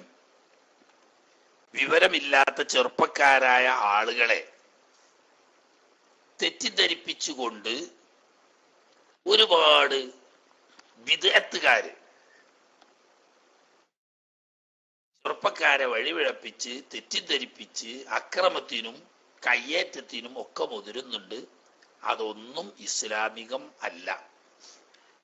ശത്രുക്കളോട് പൊരുതാനും യുദ്ധം ചെയ്യാനുമൊക്കെ ഇസ്ലാമിക നിയമപ്രകാരം നിയമപരമായ ഒരു ഭരണകൂടം നിർബന്ധമാണ്. നിലവിൽ നിയമപരമായ ഒരു ഭരണകൂടം നിലവിൽ വരികയും ആ ഭരണകൂടത്തിൽ മുസ്ലിങ്ങളും അല്ലാത്തവരുമായ ആളുകൾ മാന്യമായി സുരക്ഷിതരായി ജീവിക്കുകയും ചെയ്യുമ്പോൾ ഈ രാജ്യത്തിന്റെ നിലനിൽപ്പിന് ഭീഷണിയാകുമാർ ആര് നീങ്ങുന്നുണ്ടോ അവരെ അമർച്ച ചെയ്യൽ ആവശ്യമാണ്. അത് രാജ്യരക്ഷയുടെ ഭാഗമാണ്. ഈ നിലക്ക് രാജ്യരക്ഷയുടെ നിലക്ക് മുസ്ലിം രാഷ്ട്രത്തെ നിലനിൽപ്പിന് ഭീഷണിയാവുന്ന ഭാഗത്ത് അതിനെ എതിർക്കുകയും നേരിടുകയും ചെയ്യുക എന്നത് മുസ്ലിം ഗവൺമെന്റിന്റെ രാജ്യരക്ഷ സംബന്ധമായ അടിയന്തര ആവശ്യമാണ്. അതിനുവേണ്ടി നടത്തുന്ന യുദ്ധമാണ് യഥാർത്ഥത്തിൽ ജിഹാദുമായി ബന്ധപ്പെട്ട യുദ്ധം. ജിഹാദ് എന്ന് പറയുന്നത് ദീനീ പ്രബോധനവുമായി ബന്ധപ്പെട്ട പരിശ്രമ പ്രവർത്തനങ്ങളൊക്കെ ജിഹാദാണ്. പക്ഷെ അതിൽ യുദ്ധം വേണ്ടി വരുന്ന സാഹചര്യം മുസ്ലിം രാഷ്ട്രത്തിന്റെ നിയമപരമായ നിലനിൽപ്പിന് ഭീഷണി വരുന്നുണ്ട സാഹചര്യത്തിലാണ് ആയുധമെടുത്തുകൊണ്ട് ജിഹാദ് ചെയ്യേണ്ടി വരുന്ന അവസ്ഥ. അല്ലാതെ ഏതാനും വ്യക്തികള് ഏതെങ്കിലും സംഘടനയുണ്ടാക്കിക്കൊണ്ട് മുസ്ലിങ്ങളെ ഉന്മൂലനം ചെയ്യാൻ ശ്രമിക്കുന്നുണ്ടെങ്കിൽ നിയമപരമായി അവരെ നേരിടാനേ വഴിയുള്ളൂ. ഇസ്ലാമിൽ അത്രേ ഒപ്പുള്ളൂ.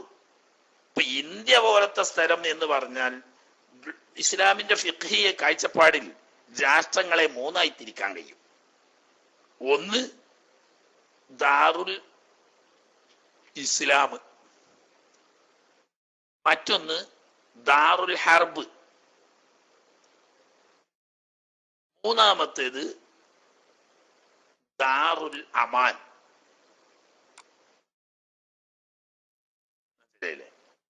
ദാറുൽ ഇസ്ലാം, ദാറുൽ ഹർബ്, ദാറുൽ അമാൻ. ദാറുൽ ഇസ്ലാം എന്ന് പറഞ്ഞാൽ മുസ്ലിം രാഷ്ട്രം. മുസ്ലിം നിയമപരമായി ജമാഅത്തെ ഇസ്ലാമി പറയുന്ന ദാറുൽ ഇസ്ലാം അല്ല. മുസ്ലിം ഭരണകൂടം ഭരണം നടത്തുന്ന ഭൂപ്രദേശം, രാജ്യം, അതിന് ദാറുൽ ഇസ്ലാം എന്ന് പറയും. ദാറുൽ ഹർബ് എന്ന് പറഞ്ഞാൽ ഈ മുസ്ലിം രാഷ്ട്രത്തെ നശിപ്പിക്കാനും ഉന്മൂലനം ചെയ്യാനും നിർമാർജനം ചെയ്യാനും വേണ്ടി കച്ചകെട്ടിയിറങ്ങിയ രാഷ്ട്രങ്ങൾ.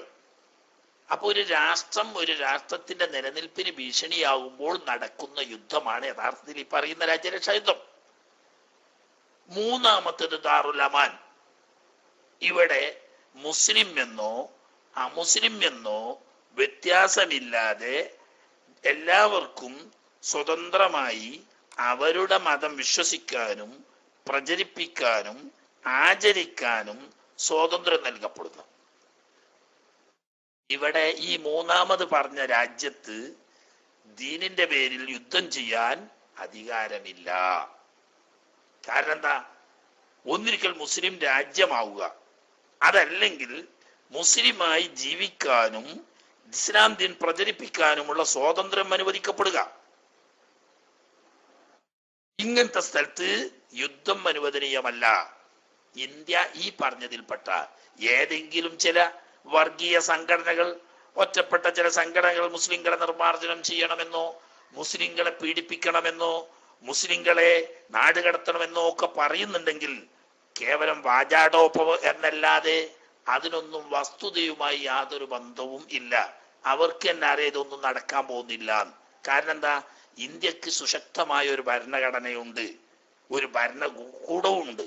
ഈ ഭരണഘടനയും ഭരണകൂടവും നിലനിൽക്കുന്ന കാലത്തോളം ഇവരിപ്പറഞ്ഞത് നിയമപരമായിട്ട് നടക്കാൻ പോണില്ല. അപ്പൊ അതുകൊണ്ട് ഉത്തരവാദപ്പെട്ട ഗവൺമെന്റിന്റെയും ജുഡീഷ്യറിയുടെയും അതുപോലെ തന്നെ രാജ്യരക്ഷാ വകുപ്പിന്റെയും നാട്ടിന്റെ നിയമപാലകരാവുന്ന പോലീസ് അധികൃതരുടെയും ശ്രദ്ധയിൽ നിയമപരമായി കൊണ്ടുവന്ന് ഇത്തരം അക്രമങ്ങളെ ഗവൺമെന്റിന്റെ ശ്രദ്ധയിൽ കൊണ്ടുവന്ന് നിയമപരമായി നേരിടാനല്ലാതെ പരസ്പരം പോരടിക്കാൻ ഇസ്ലാം അനുവദിച്ചിട്ടില്ല. ആരെങ്കിലും അങ്ങനെ ചെയ്യുന്നുണ്ടെങ്കിൽ അതിന് യുദ്ധം എന്ന് പേരില്ല, അതിൽ മരണപ്പെടുന്നവർക്ക് ഷഹീദിന്റെ കൂലിയില്ല.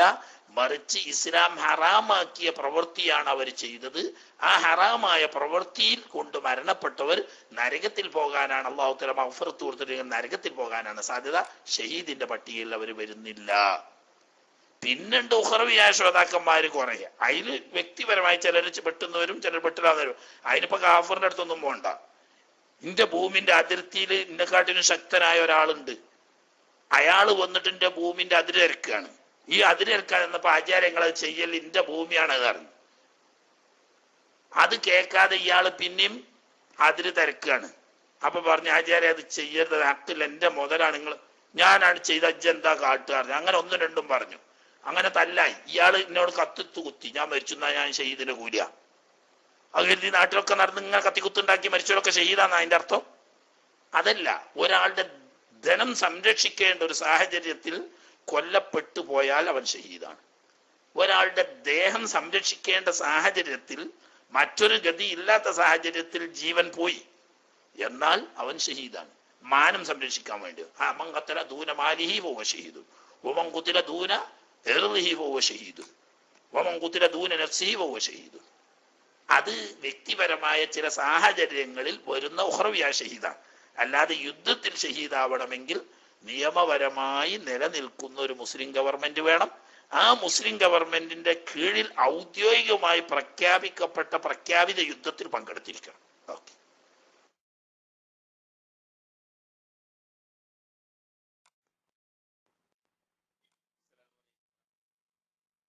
ഇവിടെ പിന്നെ നമ്മളെ ഇന്നത്തെ ക്ലാസ്സിൽ മുസ്ലിമായ ക്ലാസ്സിലേക്കാണ് സെലബ് എന്ന് പറഞ്ഞല്ല. അപ്പൊ ഈ പിന്നെ മുസ്ലിമായ ഒരാള് ശത്രുപക്ഷത്തുള്ള ഒരാളെ വധിച്ചു, പക്ഷെ അപ്പൊ അവന് മരണപ്പെട്ടിട്ടില്ല. പിന്നെ ഇതൊക്കെ ഓഹരി വെച്ചതിന് ശേഷമാണ് അവന് മരണപ്പെടുന്നത്. അപ്പൊ ആ സെലബ് ഓനിക്ക് ലഭിക്കുന്നതാണ്. സെലബ് കിട്ടിക്കഴിഞ്ഞാൽ പിന്നെ മൊത്തത്തില് പങ്കെടുത്തവർക്ക് ആ വിഹിതം പിന്നെ ഇവന് കിട്ടുമോ എന്നുള്ള കാരണം അല്ലെങ്കിൽ ഈ പാടത്തിന്റെ സംശയമാണ്.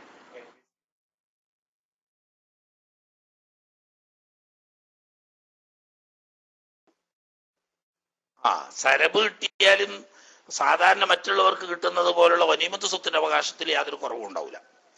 അതെന്തിനു വേണ്ടിയിട്ടാണെന്നറിയോ? ഇത് ഈ സൈനിക കമാൻഡർ, യുദ്ധം നയിക്കുന്ന നായകൻ നൽകുന്ന ഒരു പ്രത്യേക ഓഫറാണ്.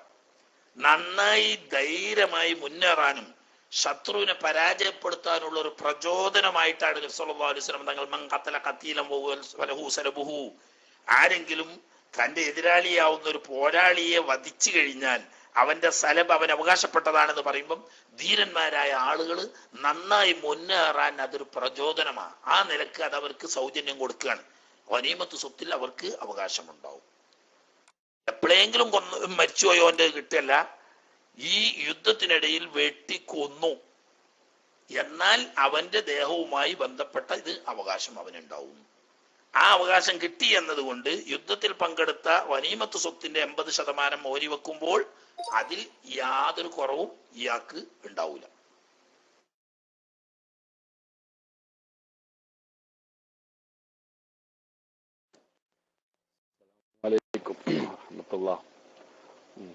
വേറൊരു പരമായ വിഷയം തന്നെയാണ്, വിഷയത്തിൽ അധിഷ്ഠിതല്ല. സാധാരണ ഒക്കെ ഈ മൗലവിമാര് ഇഷ്കാലാക്കുന്നൊരു ഭാഗമാണ് നമ്മളെ ഫിഖിന്റെ കിതാബിൽ നിന്ന്. തൂഫയിലൊക്കെ പറയും, തൂഫയിലും ഷർവാനിലൊക്കെ ഈ ഖുതുബയുടെ റുക്കുനുകളെ കുറിച്ച് ഇഷ്തർത്തു കൗനുഹ ഐ ദൂനമാ അദഹ അറബിയത്തൻ എന്ന് പറഞ്ഞിട്ട് പിന്നെ തൂഫയിൽ പറയുന്നുണ്ട്. ഇല്ലം യക്കും ഫീഹിം മൻ യഹ്മിലുഹ മൻ യഹ്സിനുഹ വലം യുംകിൻ തഅല്ലുമുഹ ഖബല ദീഖിൽ വഖ്തി ഖതബ മിൻഹും വാഹിദുൻ ബി ലിസാനിഹിം എന്ന് തൂഫയില്, അതുപോലെ തന്നെ ഷർവാനിയിലും ഇത് സംബന്ധമായിട്ടുള്ള ഇതുണ്ട്. അപ്പോൾ ഖുതുബയുടെ റുക്കുനുകളല്ലാത്ത ഭാഗങ്ങൾ അവരുടെ ആ ജനങ്ങളുടെ ലുഗത്തനുസരിച്ച് കൊണ്ട് ഖുതുബ ഓതാൻ പറ്റുമെന്ന് തോന്നിപ്പിക്കുന്ന ഇബാറത്തുകൾ ഫിഖിന്റെ കിതാബിലൊക്കെ കാണാം. നമ്മുടെ സമസ്തന്റെ തീരുമാനമാണെന്നുണ്ടെങ്കിൽ ബിദഅത്ത് മുൻകറത്ത് ആണെന്നുള്ളതാണ്. അപ്പൊ ഏതടിസ്ഥാനത്തിലാണ് ബിദഅത്ത് മുൻകറത്താണ് എന്ന് ഖുതുബയുടെ പരിഭാഷ ബിദഅത്ത് മുൻകറത്താണ് എന്നുള്ളത് ഫത്വ കൊടുത്തിരിക്കുന്നത് എന്നാണ് ഇവിടെ ഒരു ചോദ്യം വന്നിരിക്കുന്നത്. താങ്കൾ ഒരു മറുപടി പ്രതീക്ഷിക്കുന്നു.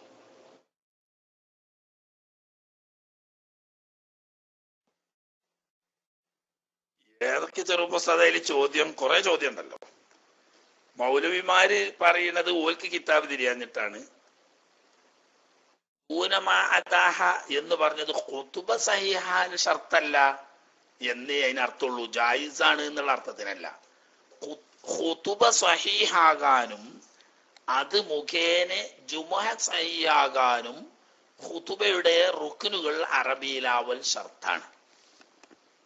ഖുതുബയുടെ റുക്നുകൾ അല്ലാത്ത ഭാഗം അറബിയിൽ ആവൽ ഖുതുബ സഹീഹാകാനും അത് മുഖേന ജുമ സഹിയാകാനും ഷർത്തില്ല.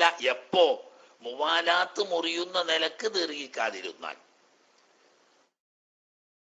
റുക്നുകളല്ലാത്ത ഭാഗം ദീർഘിപ്പിച്ച് മുവാലാത്ത് മുറിയുന്ന നിലക്ക് ദീർഘിക്കാതിരുന്നാൽ, എത്ര പൈന കണക്ക് നാം പറഞ്ഞുതരാം.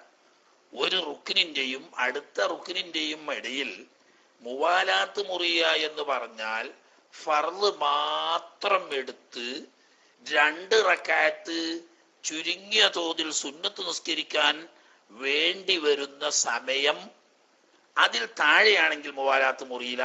അത്രയും സമയം ഉണ്ടെങ്കിൽ മുവാലാത്ത് മുറിയും. അപ്പൊ നിങ്ങളൊന്ന് ചിന്തിച്ചു നോക്കി, തക്ബീറത്തുൽ ഇഹ്റാം കെട്ടി ഉടനെ ഫാത്തിഹ ഓതി റുക്കൂയിൽ പോയി സുബ്ഹാനല്ലാഹ് എന്ന് പറയുന്ന ഖദർ, സമിഅല്ലാഹു ലിമൻ ഹമിദ എന്ന് പറഞ്ഞിട്ട് സുബ്ഹാനല്ലാഹ് എന്ന് പറയുന്ന ഖദർ, ഒന്നാമത്തെ സുജൂദിൽ ഒരു സുബ്ഹാനല്ലാഹ് എന്ന് പറയുന്ന ഖദർ, ഇടയിൽ ഇരുത്തം ഒരു സുബ്ഹാനല്ലാഹ് പറയുന്ന ഖദർ, രണ്ടാം സുജൂദ് ഒരു സുബ്ഹാനല്ലാഹ് പറയുന്ന ഖദർ. ഇങ്ങനെ 2 റക്അത്ത് നിസ്കരിക്കാൻ കേവലം 1 മിനിറ്റ് മതിയല്ലോ.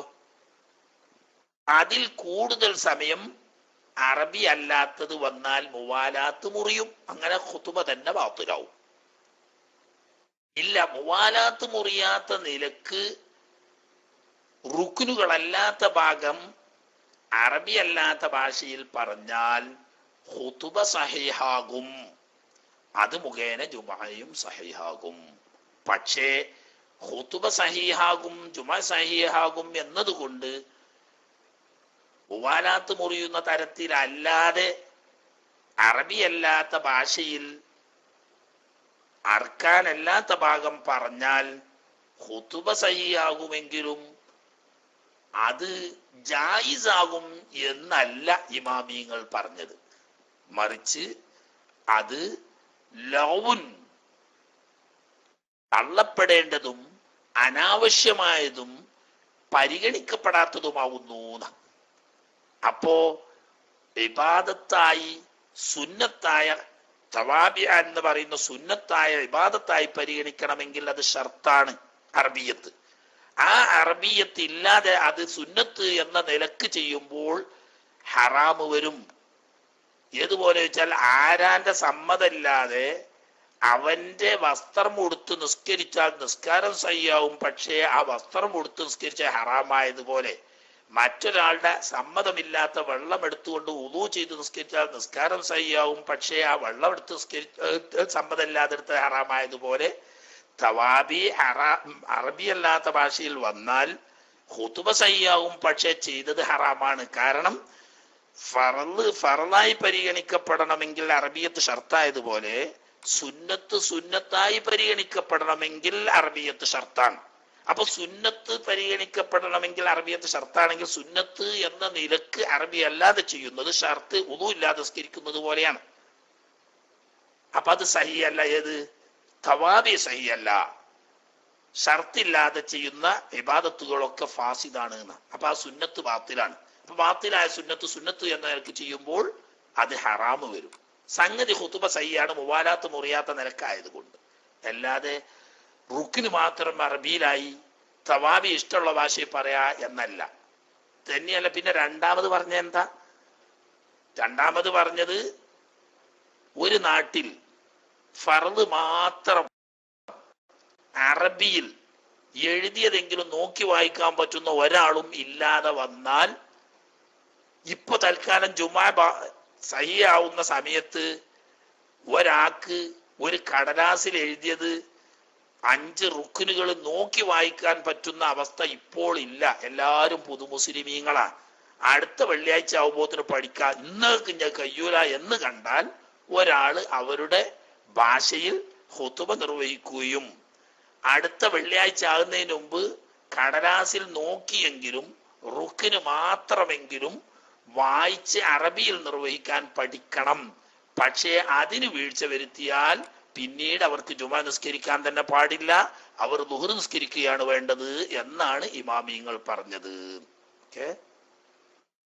പിന്നെ അത് മുങ്കറത്താകുന്നത് എങ്ങനെയെന്ന്, വിദേഹത്ത് മുങ്കറത്താവുന്നത് എങ്ങനെയെന്ന് ചോദിച്ചാൽ, ദീനീ ദഅവത്തിന് വേണ്ടി ലോകത്തിന്റെ നാനാഭാഗത്തും സഹാബാ കിറാമുകൾ പോയപ്പോൾ അവിടവിടങ്ങളിലുള്ള ഭാഷയിൽ, ജനങ്ങൾക്ക് തിരിയുന്ന ഭാഷയിൽ ദീനിയായ കാര്യങ്ങളെല്ലാം അവരെ പഠിപ്പിക്കുകയും ദീൻ പ്രചരിപ്പിക്കുകയും ചെയ്ത അതേ സ്വഹാബത്ത് വെള്ളിയാഴ്ച ജുമാ ഖുതുബ നിർവഹിച്ചപ്പോൾ അവർ അത് അറബിയിൽ മാത്രമാണ് നിർവഹിച്ചത്.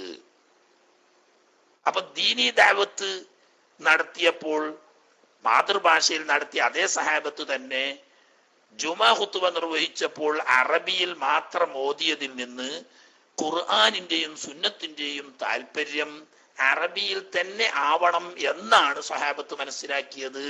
അപ്പൊ സ്വഹാബത്ത് ഖുർആനിൽ നിന്നും ഹദീസിൽ നിന്നും മനസ്സിലാക്കിയതനുസരിച്ച് അറബിയിൽ മാത്രമേ ഖുതുബ നിർവഹിക്കാൻ പാടുള്ളൂ എന്നതിന് വിപരീതമായി കൊണ്ട് സ്വഹാബത്തും താബിഈങ്ങളും സലഫുസ്സാലിഹീങ്ങളും മുഴുവനും നടന്നു പോകുന്ന ചര്യന്റെ എതിരാണ് എന്നതുകൊണ്ടാണ് ബിദ്അത്തായത്. അവര് ചെയ്യാത്തത് ചെയ്തു എന്നല്ല, അവര് പ്രവൃത്തി എല്ലാ കാര്യങ്ങളും മാതൃഭാഷയിൽ ചെയ്യുന്നു, പക്ഷേ ഖുതുബ മാത്രം അറബിയിൽ മാത്രം നിർവഹിക്കുന്നു. ഇതിൽ നിന്നിട്ട് ഖുതുബ അറബിയിൽ മാത്രമാകണം എന്നാണ് ഖുർആനും സുന്നത്തും എന്ന് മനസ്സിലാക്കിയവരാണ് സ്വഹാബത്ത്. അപ്പൊ ഖുതുബ അറബി അല്ലാത്ത ഭാഷയിൽ വന്നാൽ അത് ഖുർആന്റെയും സുന്നത്തിന്റെയും എതിരാണ് എന്ന് സ്വഹാബത്ത് മനസ്സിലാക്കി. അപ്പൊ ഇഞ്ഞൊരാള് അറബി അല്ലാത്ത ഭാഷയിൽ ഖുതുബ ഓതുമ്പോൾ ബഹുമാനപ്പെട്ട സ്വഹാബത്തിന്റെ നടപടിക്കും എതിരാണ്, ഖുർആന്റെ സുന്നത്തിന്റെ താല്പര്യത്തിനും എതിരാണ് എന്നതുകൊണ്ട് ഖുർആനോ സുന്നത്തോ അസർ മുത്തബയോ ആയ മൂന്നാലൊന്നിന് എതിര് വരുന്നതാണ് ബിദ്അത്ത് എന്ന് പറയുന്നത് എന്ന് മഹാന്മാരായ അയിമ്മത്ത് പഠിപ്പിച്ച ആ അടിസ്ഥാനത്തിലാണ് ബഹുമാനപ്പെട്ട സമസ്ത കേരള ജംഇയ്യത്തുൽ ഉലമ അത് ബിദ്അത്ത് മുങ്കറത്താണ് എന്ന് പറഞ്ഞത്. ഓക്കെ.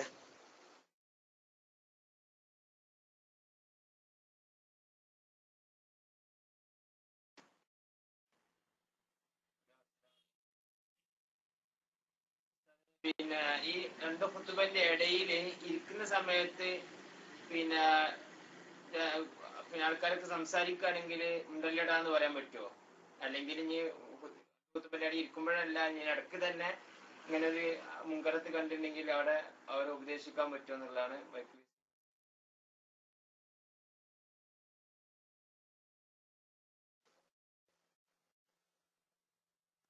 രണ്ട് ഖുതുബ തുടങ്ങുന്നതിന് മുമ്പ് മിമ്പറിൽ ഖത്തീബ് ഇരിക്കുന്ന സമയത്ത് സംസാരിക്കുന്നതുകൊണ്ട് കുഴപ്പമില്ല. ഇമാമ് രണ്ട് ഖുതുബന്റെ ഇടയിൽ ഇരിക്കുന്ന സമയത്തും സംസാരിക്കുന്നത് കൊണ്ട് കുഴപ്പമില്ല.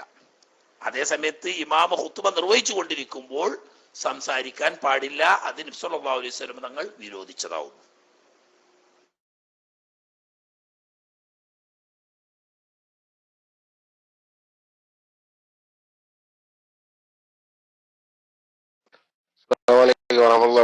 മേലുള്ള ആള് മൈക്കെടുക്കാത്ത വന്നിട്ടതാണ്.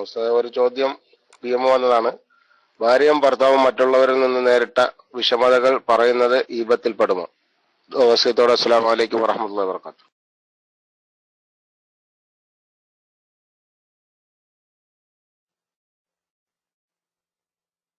ഉത്തരവാദപ്പെട്ട മറ്റുള്ളവരിൽ നിന്ന് അനുഭവപ്പെട്ട വിഷമതകൾ പറയുന്നത് ഗീബത്തിൽ വിരോധിക്കപ്പെട്ട ഗീബത്തിൽപ്പെട്ടതാണോ? ആരിൽ നിന്നിട്ടുണ്ടാവുന്നതും വിഷമങ്ങൾ അവർക്ക് തൃപ്തിയില്ലാതെ പറയൽ ഗീബത്ത് തന്നെയാണ്. പക്ഷേ വിരോധിക്കപ്പെട്ട ഗീബത്തും ഉണ്ട്, അനുവദനീയമായ ഗീബത്തും ഉണ്ട്. അതായത് തനിക്ക് ഇങ്ങനെ ഒരു വിഷമം ഈ വ്യക്തിയിൽ നിന്നിട്ട് ഉണ്ടാവുന്നുണ്ട് എന്നും അത് താൻ വിളിച്ച് പറഞ്ഞാൽ ഈ പ്രശ്നത്തിന് പരിഹാരം ചെയ്യാൻ കഴിയും എന്നും തോന്നുന്ന അധികാരപ്പെട്ട ആളുകളോട് തനിക്ക് നേരിടേണ്ടി വന്ന വിഷമങ്ങൾ പറയുന്നത് ഹലാലായ ഗീബത്താണ്, അത് പറയാം. അതേ സമയത്ത് പറഞ്ഞു നടക്കാൻ പാടില്ല, അത് ഹറാമായ ഗീബത്തുമാണ്. ഇപ്പൊ ഉദാഹരണം, നാട്ടിലെ ഖാദിയോട് പറഞ്ഞു ഭർത്താവ് ഇങ്ങനെ വിഷമിപ്പിക്കുന്നു, അല്ലെങ്കിൽ ഭർത്താവിന്റെ ഉമ്മ ഇങ്ങനെ വിഷമിപ്പിക്കുന്നു, അല്ലെങ്കിൽ ഭർത്താവിന്റെ വാപ്പ ഇങ്ങനെ വിഷമിപ്പിക്കുന്നു എന്ന് പറഞ്ഞാൽ അത് ഖാദിയാര് വിളിച്ചിട്ട് അവരോടൊരു വാണിംഗ് കൊടുത്താൽ ആ പ്രശ്നത്തിന് പരിഹാരമാകും എന്ന് കണ്ടു. എന്നാൽ ഈ ഖാദിയോട് പോയിട്ട് ഈ ഉദ്ദേശത്തിൽ പറയുന്നത് അനുവദനീയമാണ്. അതല്ലെങ്കിൽ പോലീസ് സ്റ്റേഷനിൽ പോയിട്ട് പറയാണ് എനിക്ക് ഇന്ന വിഷമങ്ങൾ ഇന്ന ആളുകളിൽ നിന്നിട്ടുണ്ടാവുന്നുണ്ട്, അത് ഒന്ന് പരിഹാരം ഉണ്ടാക്കി തരണം എന്ന് പറഞ്ഞു. ആ SI ഒന്ന് വിളിച്ചൊരു വാണിംഗ് കൊടുത്താൽ ചിലപ്പം വേണ്ടി വന്നാൽ ചെറിയൊരു കേസൊക്കെ എടുക്കേണ്ടി വരും, എന്നാൽ ഈ പ്രശ്നത്തിന് പരിഹാരമാവും എന്ന് കണ്ടാൽ അവിടെ പോയിട്ട് പറയാം. ഇങ്ങനെ ഉത്തരവാദപ്പെട്ട ആളുകളോട് ഈ വിഷയം സങ്കടം ഉണർത്തിച്ച് അവർ ഈ വിഷയത്തിൽ ഇടപെട്ട് ഈ പ്രശ്നത്തിന് പരിഹാരമുണ്ടാക്കാൻ സാധിക്കുന്ന സാഹചര്യം ഉണ്ടെങ്കിൽ അവിടെ പറയാം, അത് ഹലാലാണ്, അനുവദനീയമാണ്. അല്ലാതെ അങ്ങനെ പറഞ്ഞു നടക്കൽ ഹറാമാണ്, അനുവദനീയമല്ല.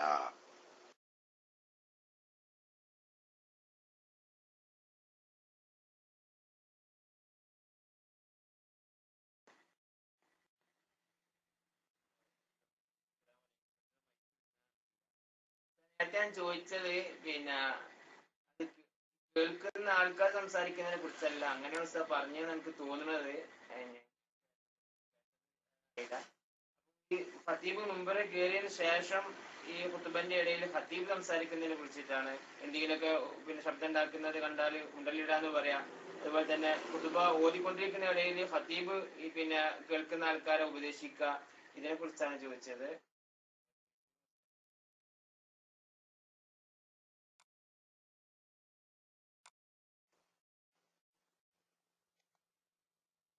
ചോദിക്കുമ്പോ നിങ്ങൾ പൗതി മനസ്സിൽ വെക്കുകയും ബാക്കി പൗതി പറയുകയും ചെയ്താലേ എനിക്ക് കൽബിലുള്ളത് കണ്ണിൽ കാണാത്തതും മറ്റേ എങ്ങനെയാ പറഞ്ഞ് കൽഭാഗത്തുള്ളതും കൺകൊണ്ട് കണ്ടപ്പോൾ കണ്ട് പറഞ്ഞോവർ എന്ന് പറഞ്ഞ ആ മർത്തബയിലുള്ളതൊക്കെ ആണെങ്കിൽ ഇപ്പൊ നിങ്ങൾക്ക് ഇവിടെ വൈറസ് ക്ലാസ് എടുക്കാനൊന്നും ഇപ്പൊ ഞാൻ വരൂല, അവിടെ ഒന്നും എത്തിയിട്ടില്ല.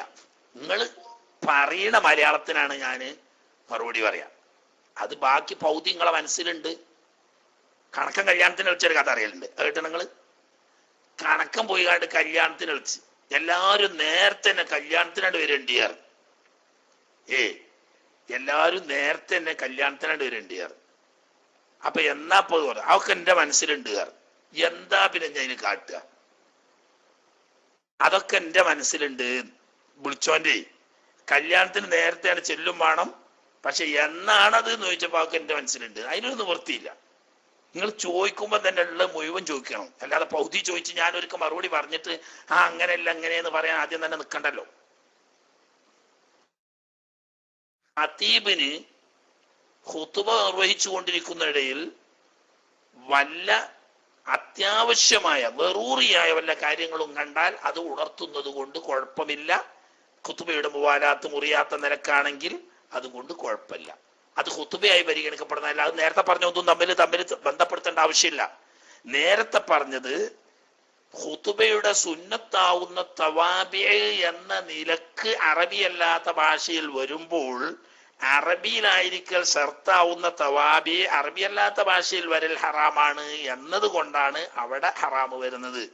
ഇവിടെ ലറൂറത്തിന്റെ സമയത്ത് അടിയന്തര ഘട്ടത്തിൽ, ഉദാഹരണം ഒരാൾ ഒരു കുണ്ടിൽ വീഴാൻ പോകുന്നു, ഒരു കണ്ണ് കാണാത്ത ഒരാള്, അല്ലെങ്കിൽ ഒരാൾ വഴി തെറ്റിയ ഒരു അപകട സാധ്യതയിലേക്ക് വരുന്നു പോലെയുള്ള, അതുപോലെ തന്നെ ഒരാള് പുതിയൊരാളാണ്, അയാൾ ഇസ്ലാമിനെ പറ്റിയിട്ട് അധികം പഠിച്ചിട്ടില്ല, അങ്ങനെയുള്ള ഒരാള് വന്ന് പള്ളിയിൽ കയറി ഇരിക്കാൻ പോകുന്നു, അപ്പൊ അയാളോട് 2 റക്അത്ത് തയ്യത്ത് സ്കൂളിച്ചോളി പറയാ പോലെയുള്ള അടിയന്തരം ആവശ്യമുള്ള അത്യാവശ്യ കാര്യങ്ങൾ ഇടക്ക് വെച്ച് ഉണർത്തുന്നത് കൊണ്ട് കുഴപ്പമില്ല.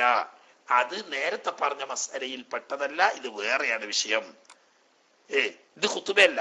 ഖുതുബയുടെ ഇടയിൽ ഖുതുബയുമായി ബന്ധമില്ലാത്ത അത്യാവശ്യപ്പെട്ട അടിയന്തര കാര്യങ്ങൾ ഉണർത്തുന്നത് കൊണ്ട് കുഴപ്പമില്ല.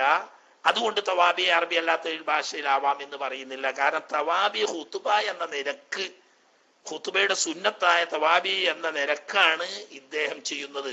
ആ നില അതിന് വരണമെങ്കിൽ അറബി അല്ലാത്ത ഭാഷയിലാണെങ്കിൽ അത് ഹറാമാണ്. ഇവിടെ അതല്ല, ഖുതുബന്റെ തവാബി എന്നുള്ള നിലക്കല്ല, ഖുതുബയിൽ നിന്ന് അജ്നബിയായ, ഖുതുബയുമായി ബന്ധമില്ലാത്ത കാര്യങ്ങൾ അടിയന്തര ഘട്ടത്തിൽ പറയാം. അത് രണ്ടും രണ്ടാവുന്നു.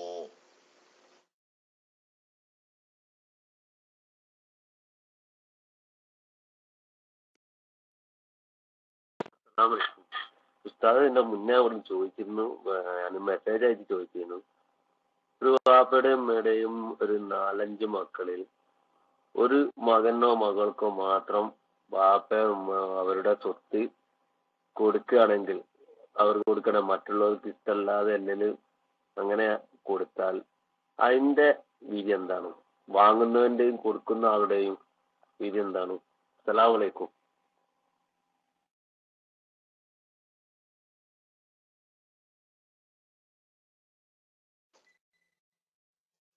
ഒന്നിലധികം മക്കളുള്ള ഒരു ഉമ്മ അല്ലെങ്കിൽ ഒരു വാപ്പ അദ്ദേഹത്തിന്റെ മക്കളിൽപ്പെട്ട ഒരു മകന് അല്ലെങ്കിൽ ഒരു മകൾക്ക് അല്ലെങ്കിൽ 1-2 മക്കൾക്ക് പ്രത്യേകമായി സ്വത്ത് കൊടുക്കുന്നു, മറ്റുള്ളവർക്ക് കൊടുക്കുന്നില്ല. സാങ്കേതികമായി അതിന്റെ ഹുക്മ് കറാഹത്ത് എന്നാണ്. സൗജന്യം ചെയ്യുമ്പോൾ മക്കൾക്കിടയിൽ നീതിയും തുല്യതയും പാലിക്കൽ സുന്നത്താണ്, അതിന് വിപരീതം ചെയ്യൽ കറാഹത്താണ്.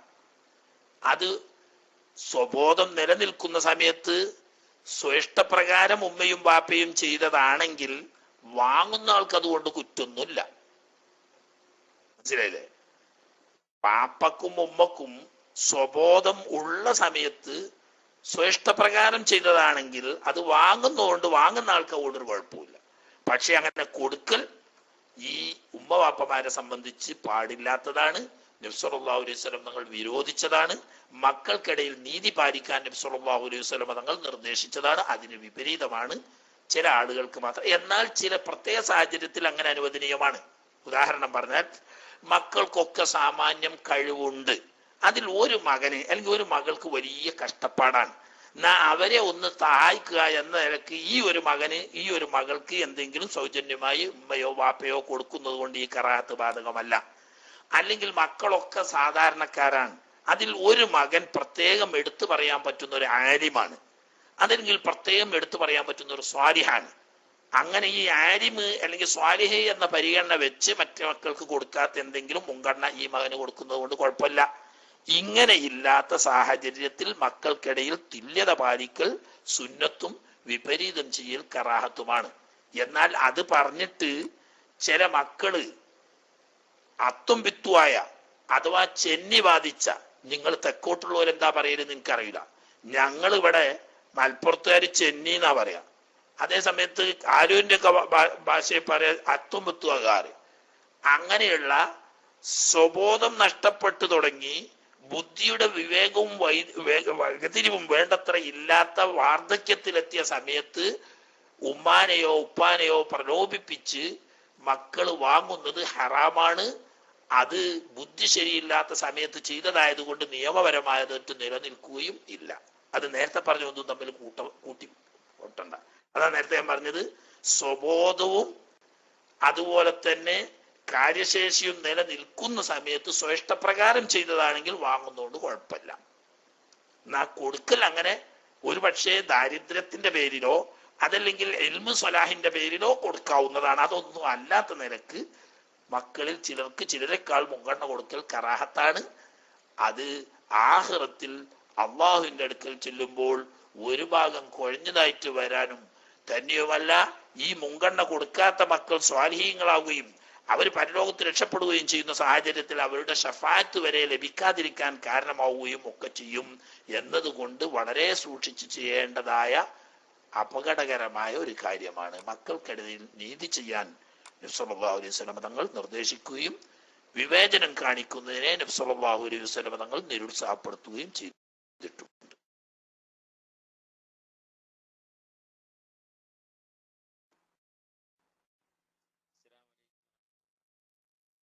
ഈ ഭക്ഷണം കഴിക്കുന്ന സമയത്ത് ചോദിക്കാൻ പറഞ്ഞ ചോദ്യമാണ്.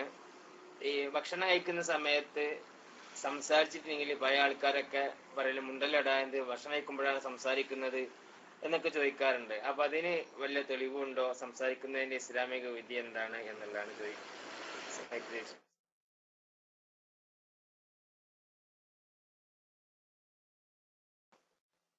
നല്ല കാര്യമുള്ള കാര്യമൊക്കെ ആണെങ്കിൽ എപ്പോഴും സംസാരിക്കാം, ഭക്ഷണിക്കുന്ന സമയത്തും സംസാരിക്കാം. എന്നാൽ അതിഥികളുണ്ടെങ്കിൽ, വിരുന്നുകാരുണ്ടെങ്കിൽ അവരുടെ സന്തോഷത്തിന് വേണ്ടിയും ഈനാസിന് വേണ്ടിയും സംസാരിക്കൽ സുന്നത്താണ്. അങ്ങനെ ഉണ്ട്. സംസാരിച്ച് ഇങ്ങനെ നേരം പോക്കുള്ള നേരത്തെ അങ്ങനെ സംസാരിച്ച് മനസ്സിനൊരു സന്തോഷവും ആനന്ദവും കിട്ടുന്ന നിലക്ക് സംസാരിച്ചുകൊണ്ട് ഭക്ഷണം കഴിക്കുമ്പോൾ ഭക്ഷണം കഴിക്കാൻ തന്നെ കൂടുതൽ ഭക്ഷണം കഴിക്കും. അതിഥികളെ സൽക്കരിക്കുകയും അവരെ ആദരിക്കുകയും ചെയ്യൽ പ്രത്യേകം കൽപ്പിക്കപ്പെട്ടതായതുകൊണ്ട് അതിഥിയുടെ ഈനാസിന് വേണ്ടിയിട്ട് ഭക്ഷണം കഴിക്കുന്ന സമയത്ത് സംസാരിക്കുന്നത് നല്ല കാര്യമാവുന്നു. അല്ലാത്തപ്പോ പിന്നെ വെറുതെ കൂടുതൽ തിന്നോട്ടെ എന്നും ഇല്ലല്ലപ്പത്. അതൊക്കെ പറ്റുന്ന വിരുന്നുകാർ ഇപ്പോഴതിന് എന്നും വിരുന്നല്ലേ തെക്കുമൽ ഉസ്താദ്. ഇപ്പൊ അതിന് പറഞ്ഞിട്ട് തരില്ല. മുമ്പൊക്കെ ഒന്ന് വിശപ്പ് മാറൽ ഇങ്ങനെ എന്തെങ്കിലും ഒരു വിരുന്ന് പോയോടത്തൊക്കെ ഉണ്ടാവുള്ളൂ. അപ്പൊ ഒന്നൊന്ന് വിശപ്പ് മാറ്റിക്കോട്ടെ എന്ന് പണ്ട് നിങ്ങൾ കേട്ടിട്ടില്ല? ഇമാം ഷാഫി റളിയല്ലാഹു തആല അൻഹു തങ്ങള് ബഹുമാനപ്പെട്ട ഇമാം അഹ്മദ് റളിയല്ലാഹു തആല അൻഹുവിന്റെ വീട്ടിലേക്ക് വിരുന്നുകാരനായി പോയ കഥ കേട്ടിട്ട് ഞങ്ങള്? വിരുന്നുകാരനായി പോയപ്പം എന്നും അഹ്മദ് റഹ്മത്തുള്ളാഹി അലൈഹി മകനോടും മകളോടും ഒക്കെ ഷാഫി ഇമാമിന്റെ വലിയ ഫളീലത്ത് ഇങ്ങനെ പറയും.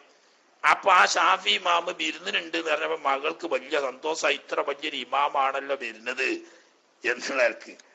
അങ്ങനെ വിരുന്ന് ഭക്ഷണം കൊണ്ടേ കൊടുത്തു. ഭക്ഷണം മുഴുവനും നന്നായി ഭക്ഷണം കഴിച്ചു ഇമാം ഷാഫി റളിയല്ലാഹു തആല. അപ്പോ തന്നെ ഈ മകൾക്ക് തോന്നി, ഈ ബാപ്പ ഇപ്പൊ ഈ ആദി തീറ്റി തിന്നുന്ന ആളെ പറ്റിയിട്ട് അത്ര വലിയ പോരിശ പറയുന്നത്. ഇമാം അഹ്മദ് റളിയല്ലാഹു അൻഹു ആണെങ്കിൽ വലിയ സൂദിന്റെ ആളുമാണല്ലോ. ഏതായാലും അത് കഴിഞ്ഞിട്ട് കിടക്കാൻ പോയി റൂമില് വുളു എടുക്കാനുള്ള സൗകര്യവും വെള്ളവും കൊടുത്തു, മുസല്ലിം കാണിച്ചു കൊടുത്തു. ഖിബ്ല എന്റെ ഭാഗത്തേക്കാണെന്നും പറഞ്ഞു. പക്ഷേ ഇമാം ഷാഫി റളിയല്ലാഹു തആല സുബി വരെ എഴുന്നേൽക്കുകയോ വുളു ചെയ്യുകയോ നിസ്കരിക്കുകയോ ചെയ്തില്ല. സുബിയാൻ കൊടുത്തപ്പോ എഴുന്നേറ്റ് സുന്നത്ത് നിസ്കരിച്ച് സുബൈ നിസ്കരിച്ചു എന്നല്ലാതെ. പോയതിന്റെ ശേഷം മകള് പറഞ്ഞ അവന്റെ ബാപ്പങ്ങള് വലിയ പോരിശ പറയുന്ന ഒരു കാര്യമായ ആള് ഇവിടെ വന്നിട്ട് നല്ലോണം ഭക്ഷണം വയറിറച്ചി കഴിച്ചു. മഹാന്മാരങ്ങനെ വയറിറച്ചി ഭക്ഷണം കഴിക്കുവോ? എന്നിട്ട് തന്നെയല്ല, ഇന്നലെ രാത്രി തഹജ്ജുദിന് ഉദു കൊടുക്കാൻ വേണ്ടി കൊണ്ടുവച്ച വെള്ളം അങ്ങനെ തന്നെ അവിടെ കിടക്കുന്നുണ്ട്. ആ വെള്ളം എടുത്തിട്ടുമില്ല, എഴുന്നേറ്റ് ആ മുസല്ലി ഒന്ന് നിർത്തിയിട്ടുകൂടില്ല, നിസ്കരിച്ചിട്ടുമില്ലല്ലോ. അങ്ങനെ ഉണ്ടായോ ചോദിച്ചു. പിന്നെന്താ ഞാൻ അങ്ങനെ ശ്രദ്ധിച്ചെന്ന് പറഞ്ഞു. അങ്ങനെ ഇമാം ഷാഫി റളിയല്ലാഹു തആല അൻഹുവിന്റെ ഹദ്റത്തിൽ എത്തിയപ്പോൾ ഇമാം അഹ്മദ് റളിയല്ലാഹു തആല അൻഹു സംശയം ചോദിച്ചു, എന്റെ മകൾ ഇങ്ങനെ ഒരു ഇസ്കാല് പറഞ്ഞല്ലോ നിങ്ങളെയാണ്.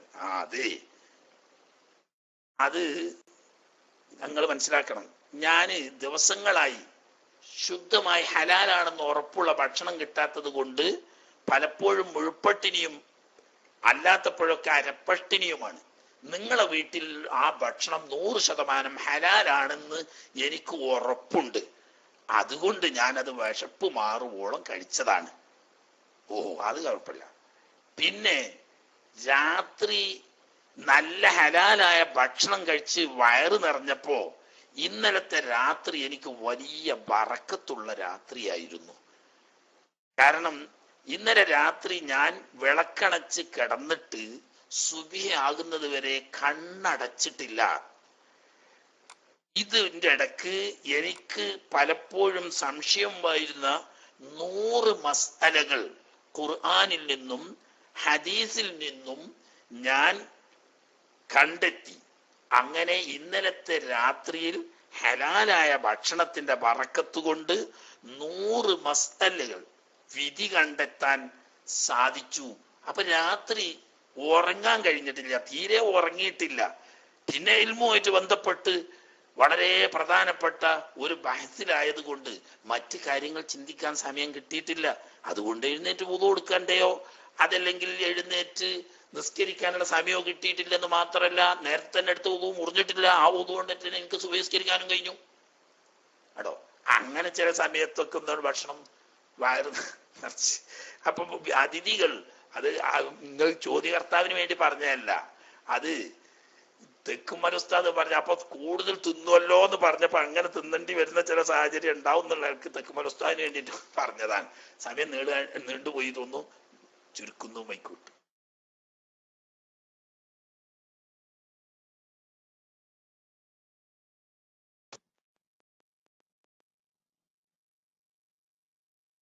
അസ്സലാമു അലൈക്കും വറഹ്മത്തുള്ളാഹി വബറകാതുഹു. കേൾക്കുന്നുണ്ടല്ലേ? അലുറജി എന്ത് DC പോയോ? അത്ര പോയതുകൊണ്ടാണ് ഞാൻ മൈക്കിലെന്ന്. ഉസ്താദേ, ഒരു ചോദ്യം ഇവിടെ വന്നത്, ഒരു സഹോദരിക്ക് ഗർഭം, സാധാരണ അവർ മനസ്സിലാക്കി ഗർഭം ഉണ്ടാകുമ്പോൾ ഹെൽത്ത് ഉണ്ടാവില്ല എന്ന്. അപ്പൊ അങ്ങനെ കുറേശ്ശെ രക്തം വരാറുണ്ട്. അത് ഒരു മാസത്തിൽ 4-5 പ്രാവശ്യം ഉണ്ടാവാറുണ്ട്. പിന്നെ അവര് അത് രോഗമായിട്ടാണ് കാണുന്നത്. ഇഞ്ചക്ഷൻ ചെയ്യുന്നു, പാവം. ആഴ്ചയിൽ രണ്ട് ഇഞ്ചക്ഷൻ ചെയ്യുന്നുണ്ട്. പിന്നെ 500 ദിർഹംസിന്റെ ഗുളികയും കഴിക്കുന്നുണ്ട്. അല്ലാതെ വിഷമമുണ്ട്. അപ്പൊ നിസ്കരിക്കാൻ പറ്റുമോ, കുളിക്കേണ്ടി വരുമോ എന്നൊക്കെ ചോദിക്കുന്നത്. പിന്നെ കല്യാണം കഴിഞ്ഞ് 16 വർഷമായി എന്നൊക്കെ പറയുന്നുണ്ട്.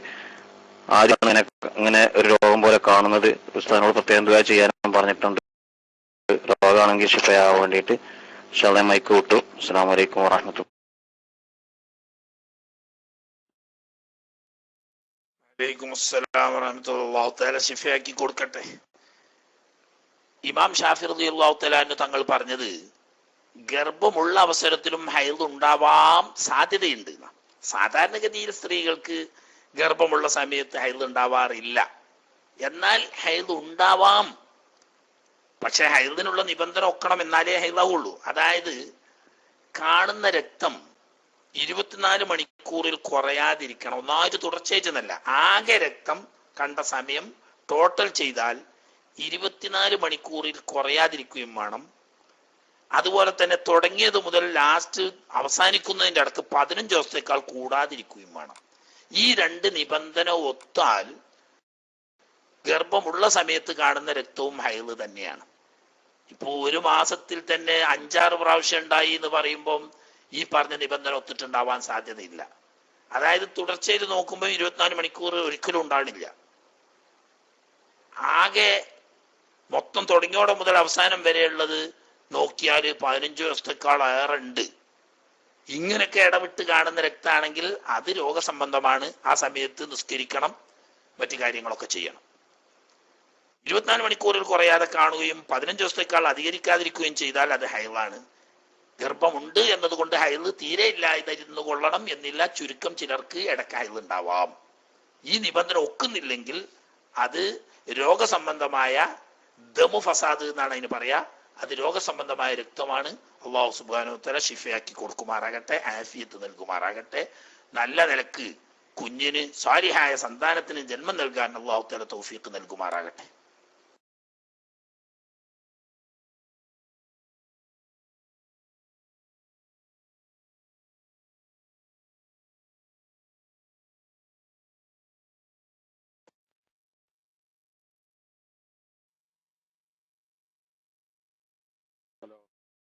അലൈക്കും. അസീസ് കോടം പോയി മൈക്ക് വേണ്ടേ? കൈപൊക്കി നിൽക്കുന്നുണ്ട്, മൈക്ക് വേണമെങ്കിൽ എടുക്കാം. അതിവിടെ ഒരു ചോദ്യം വന്നതുണ്ട്. അതിന്റെ മുന്നേ ഒരു ആക്സിഡന്റ് വാർത്ത സ്ഥാനം അറിയിക്കാൻ പറഞ്ഞു. നമ്മുടെ ബഷീർ പിന്നെ പത്തനാപുരത്തിന്റെ അയൽവാസി, നമ്മുടെ സജീവ പ്രവർത്തന സുഹൃത്ത് വീട്ടിലേക്ക് ബൈക്കായിട്ട് വരുമ്പോൾ മോളും കൂടി വരുമ്പോൾ 3 മീറ്റർ താഴേക്ക് വീണിട്ട് പിന്നെ പറ്റി കിടക്കുകയാണ്. സ്ഥാനോട് ഒന്ന് പ്രത്യേകം ദുആ ചെയ്യാൻ വേണ്ടി പറഞ്ഞിട്ടുണ്ട്.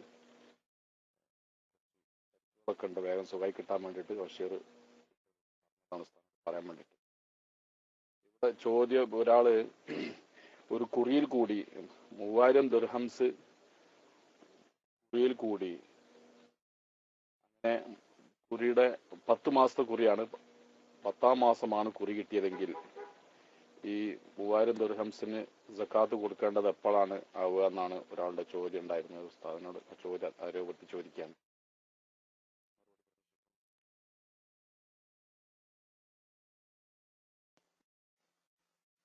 അല്ലാഹു സുബ്ഹാനഹു വ തആല ആ സഹോദരന് പൂർണ്ണമായ ശിഫ എളുപ്പമാക്കി കൊടുക്കുമാറാകട്ടെ.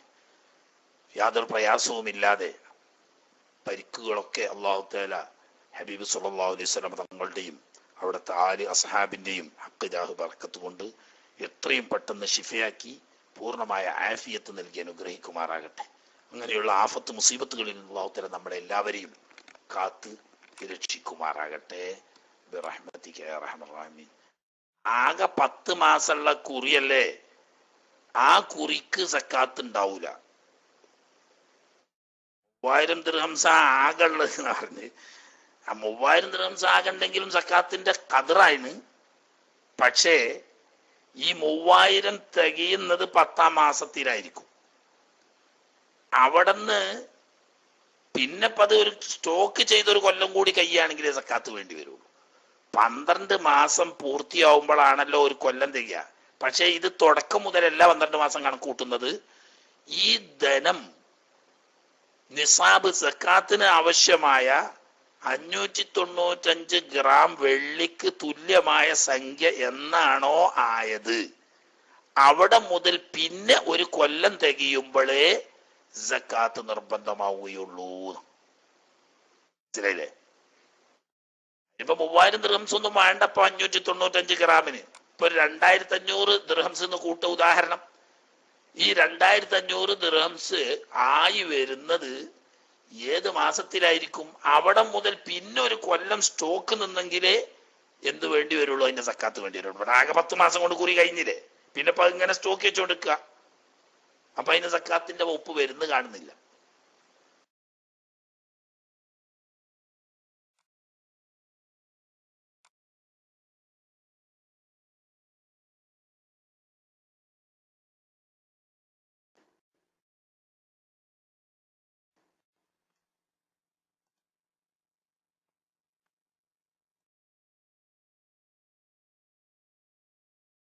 അസ്സലാമു അലൈക്കും വറഹ്മത്തുള്ളാഹി. കേൾക്കുന്നുണ്ടോ? ആ ഒരു ചോദ്യം കൂടി ഉണ്ട് ഉസ്താദെ. പിന്നെ ഈ മക്കൾക്ക് പിന്നെ ഉപ്പാര് സ്വത്ത്, മക്കൾക്ക് സ്വത്ത് പൈസക്ക് കൊടുക്കാൻ പറ്റുമോ എന്നൊരു ചോദ്യം വന്നിട്ടുണ്ട്.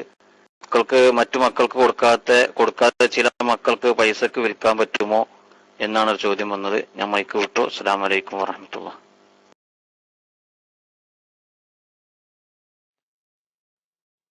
വലൈക്കും അസ്സലാം. പൈസ വാങ്ങി ആർക്ക് വിറ്റാ എന്താ? ഏത് കുഞ്ഞിരാമനും വിറ്റൂടെ പൈസക്ക്? പിന്നെ മക്കൾക്ക് അന്നേരം എന്താ കൊടുത്തൂടായി? എല്ലാ മക്കൾക്കും കൊടുത്തെങ്കിലേ പൈസക്ക് വിൽക്കാൻ പാടില്ല. അത് കച്ചവടത്തിന്റെ ഒപ്പ. സൗജന്യമായിട്ട് കൊടുക്കുമ്പം എല്ലാ മക്കൾക്കും ഒരുപോലെ കൊടുക്കൽ സുന്നത്താണ്. അതിന് വിപരീതം വരൽ കറാത്താണ്. വിലക്ക് വിൽക്കുന്നത് ഏത് കുഞ്ഞിരാമന് കൊടുത്താലും എന്താ? അതിൽപ്പെട്ടല്ല. പിന്നെ രണ്ടാളിങ്ങനെ കൈപൊക്കി നിൽക്കുന്ന ആടാമ്പുഴക്ക് എന്താ മൈക്ക് കിട്ടാഞ്ഞിട്ടാണോ അതല്ല പുറത്തോടെ പോയതാണോ പറഞ്ഞാൽ കുറെ നേരമായി കൈപൊക്കി നിൽക്കുന്ന മൈക്ക് എടുക്കുന്ന കാണാനില്ല. പെട്ടെന്ന് മൈക്ക് എടുക്കുക. ഇനി അധികം സമയം നീട്ടൂല. ഈ 2 ആളുകൾക്ക് വേണമെങ്കിൽ മൈക്ക് എടുക്കാവുന്നതാണ്, ഇല്ലെങ്കിൽ ഇപ്പൊ നിർത്തും.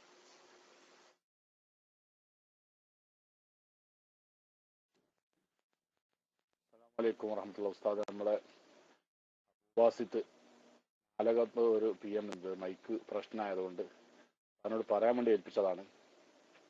ഇവിടെ കല്യാണം നിശ്ചയിച്ചിട്ടുണ്ട്, ഇന്ന് നിശ്ചയിച്ചിട്ടുണ്ട്. ഭംഗിയായി നടത്താൻ കഴിയാൻ വേണ്ടിയിട്ട് പ്രത്യേക ഉസ്താദിനോട് ദ്വാരക്കാൻ വേണ്ടി PM ചെയ്തിട്ടുണ്ട്.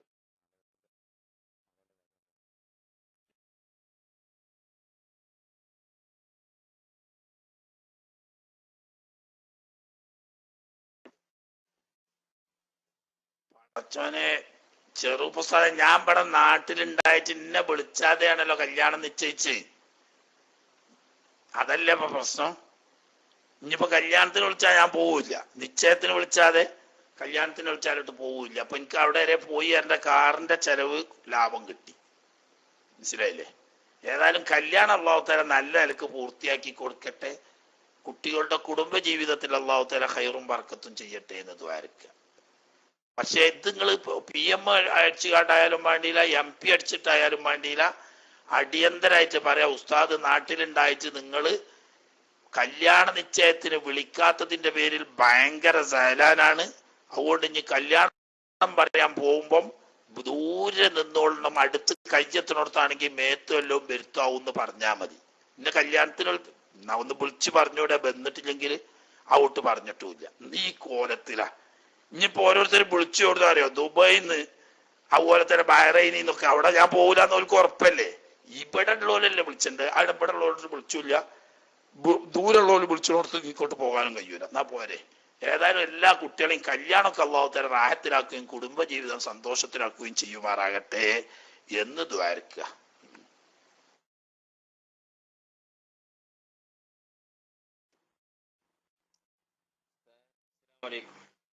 പിന്നെ ഒരു സംശയം കൂടി ഉണ്ട്, ചോദിക്കാൻ പറഞ്ഞാണ്. പിന്നെ 4 വയസ്സായ ഒരു ആൺകുട്ടിന്റെ ഔറത്ത് മറച്ചു കൊടുക്കല് മാതാപിതാക്കൾക്ക് നിർബന്ധം എന്ന് പറഞ്ഞ ചോദ്യം. പിന്നെ നേരത്തെ കീശേരി ചോദിച്ചൊരു ചോദ്യത്തില് പിന്നെ എന്താ സംശയമാണ്. അപ്പൊ ഒരു മകൻ ചോദിച്ചു, പക്ഷെ പിന്നെ പൈസക്ക് ചോദിച്ചു മുതല്, എന്നിട്ട് കൊടുത്തില്ല. വേറൊരു മകൻ ചോദിച്ചപ്പോൾ കൊടുത്തും ചെയ്തു. ഇങ്ങനെ മക്കൾക്കിടയിൽ ഏറ്റവും വ്യത്യാസം കാട്ടുന്നതിന് വിധി എന്താണെന്നുള്ളതാണ് അറിയേണ്ടത്. അസ്സലാമു അലൈക്കും.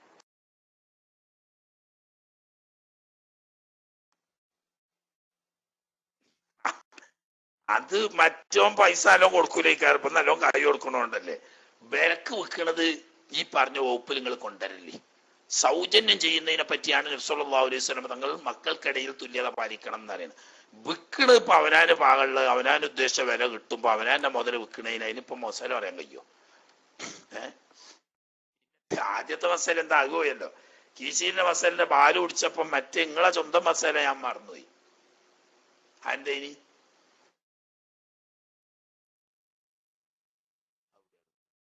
ആരാണ്? ഞാനും ഇല്ലല്ലോ. കീശീല്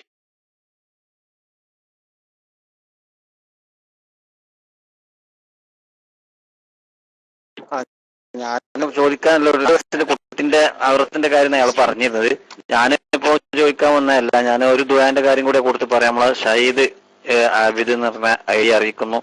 അദ്ദേഹത്തിന് കുറച്ച് ദിവസമായി വയറിന് വല്ലാത്ത വേദന ഉണ്ട്. അപ്പൊ ഉസ്താദിനോട് പ്രത്യേകം ദുആ ചെയ്യാൻ വേണ്ടി പറയണം എന്ന് പറഞ്ഞപ്പോ അത് പറയാൻ വേണ്ടിയിട്ടാണ്. ഇൻഷാ അല്ലാഹ് എന്റെ ചോദ്യങ്ങളൊക്കെ കഴിഞ്ഞ്. നേരത്തെ ചോദിച്ചിരുന്നത് 4 വയസ്സായ ആൺകുട്ടിന്റെ ഔറത്ത് മറച്ചു കൊടുക്കല് രക്ഷിതാക്കൾക്ക് നിർബന്ധമുണ്ടോ എന്നായിരുന്നു അദ്ദേഹം ചോദിച്ചിരുന്നത്. ഞാൻ മൈക്കും.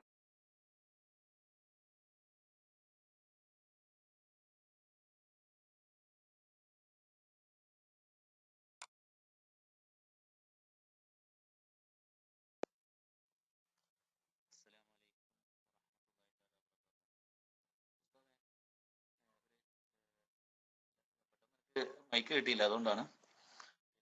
വലിയൊരു തുക എനിക്ക് കഴിഞ്ഞ വർഷം, അതായത് ഒരു വർഷത്തിന് മുകൾപോട്ടായി ഒരു വലിയൊരു തുകയുടെ ഒരു വർക്ക് ചെയ്തു കൊടുത്ത വകയിൽ ഒരു വർഷത്തിന് മുകൾപോട്ടായി അത് കിട്ടാത്തത്. അപ്പൊ ആ കഴിഞ്ഞ വർഷം എനിക്ക് കടങ്ങൾ ഉണ്ടായിരുന്നില്ല. ഈ വർഷം അത് കിട്ടുകയാണെങ്കിൽ ഈ കഴിഞ്ഞ വർഷത്തെ ആ തുകക്ക് സക്കാത്ത് കൊടുക്കണോ? അതാണ് എന്റെ ചോദ്യം.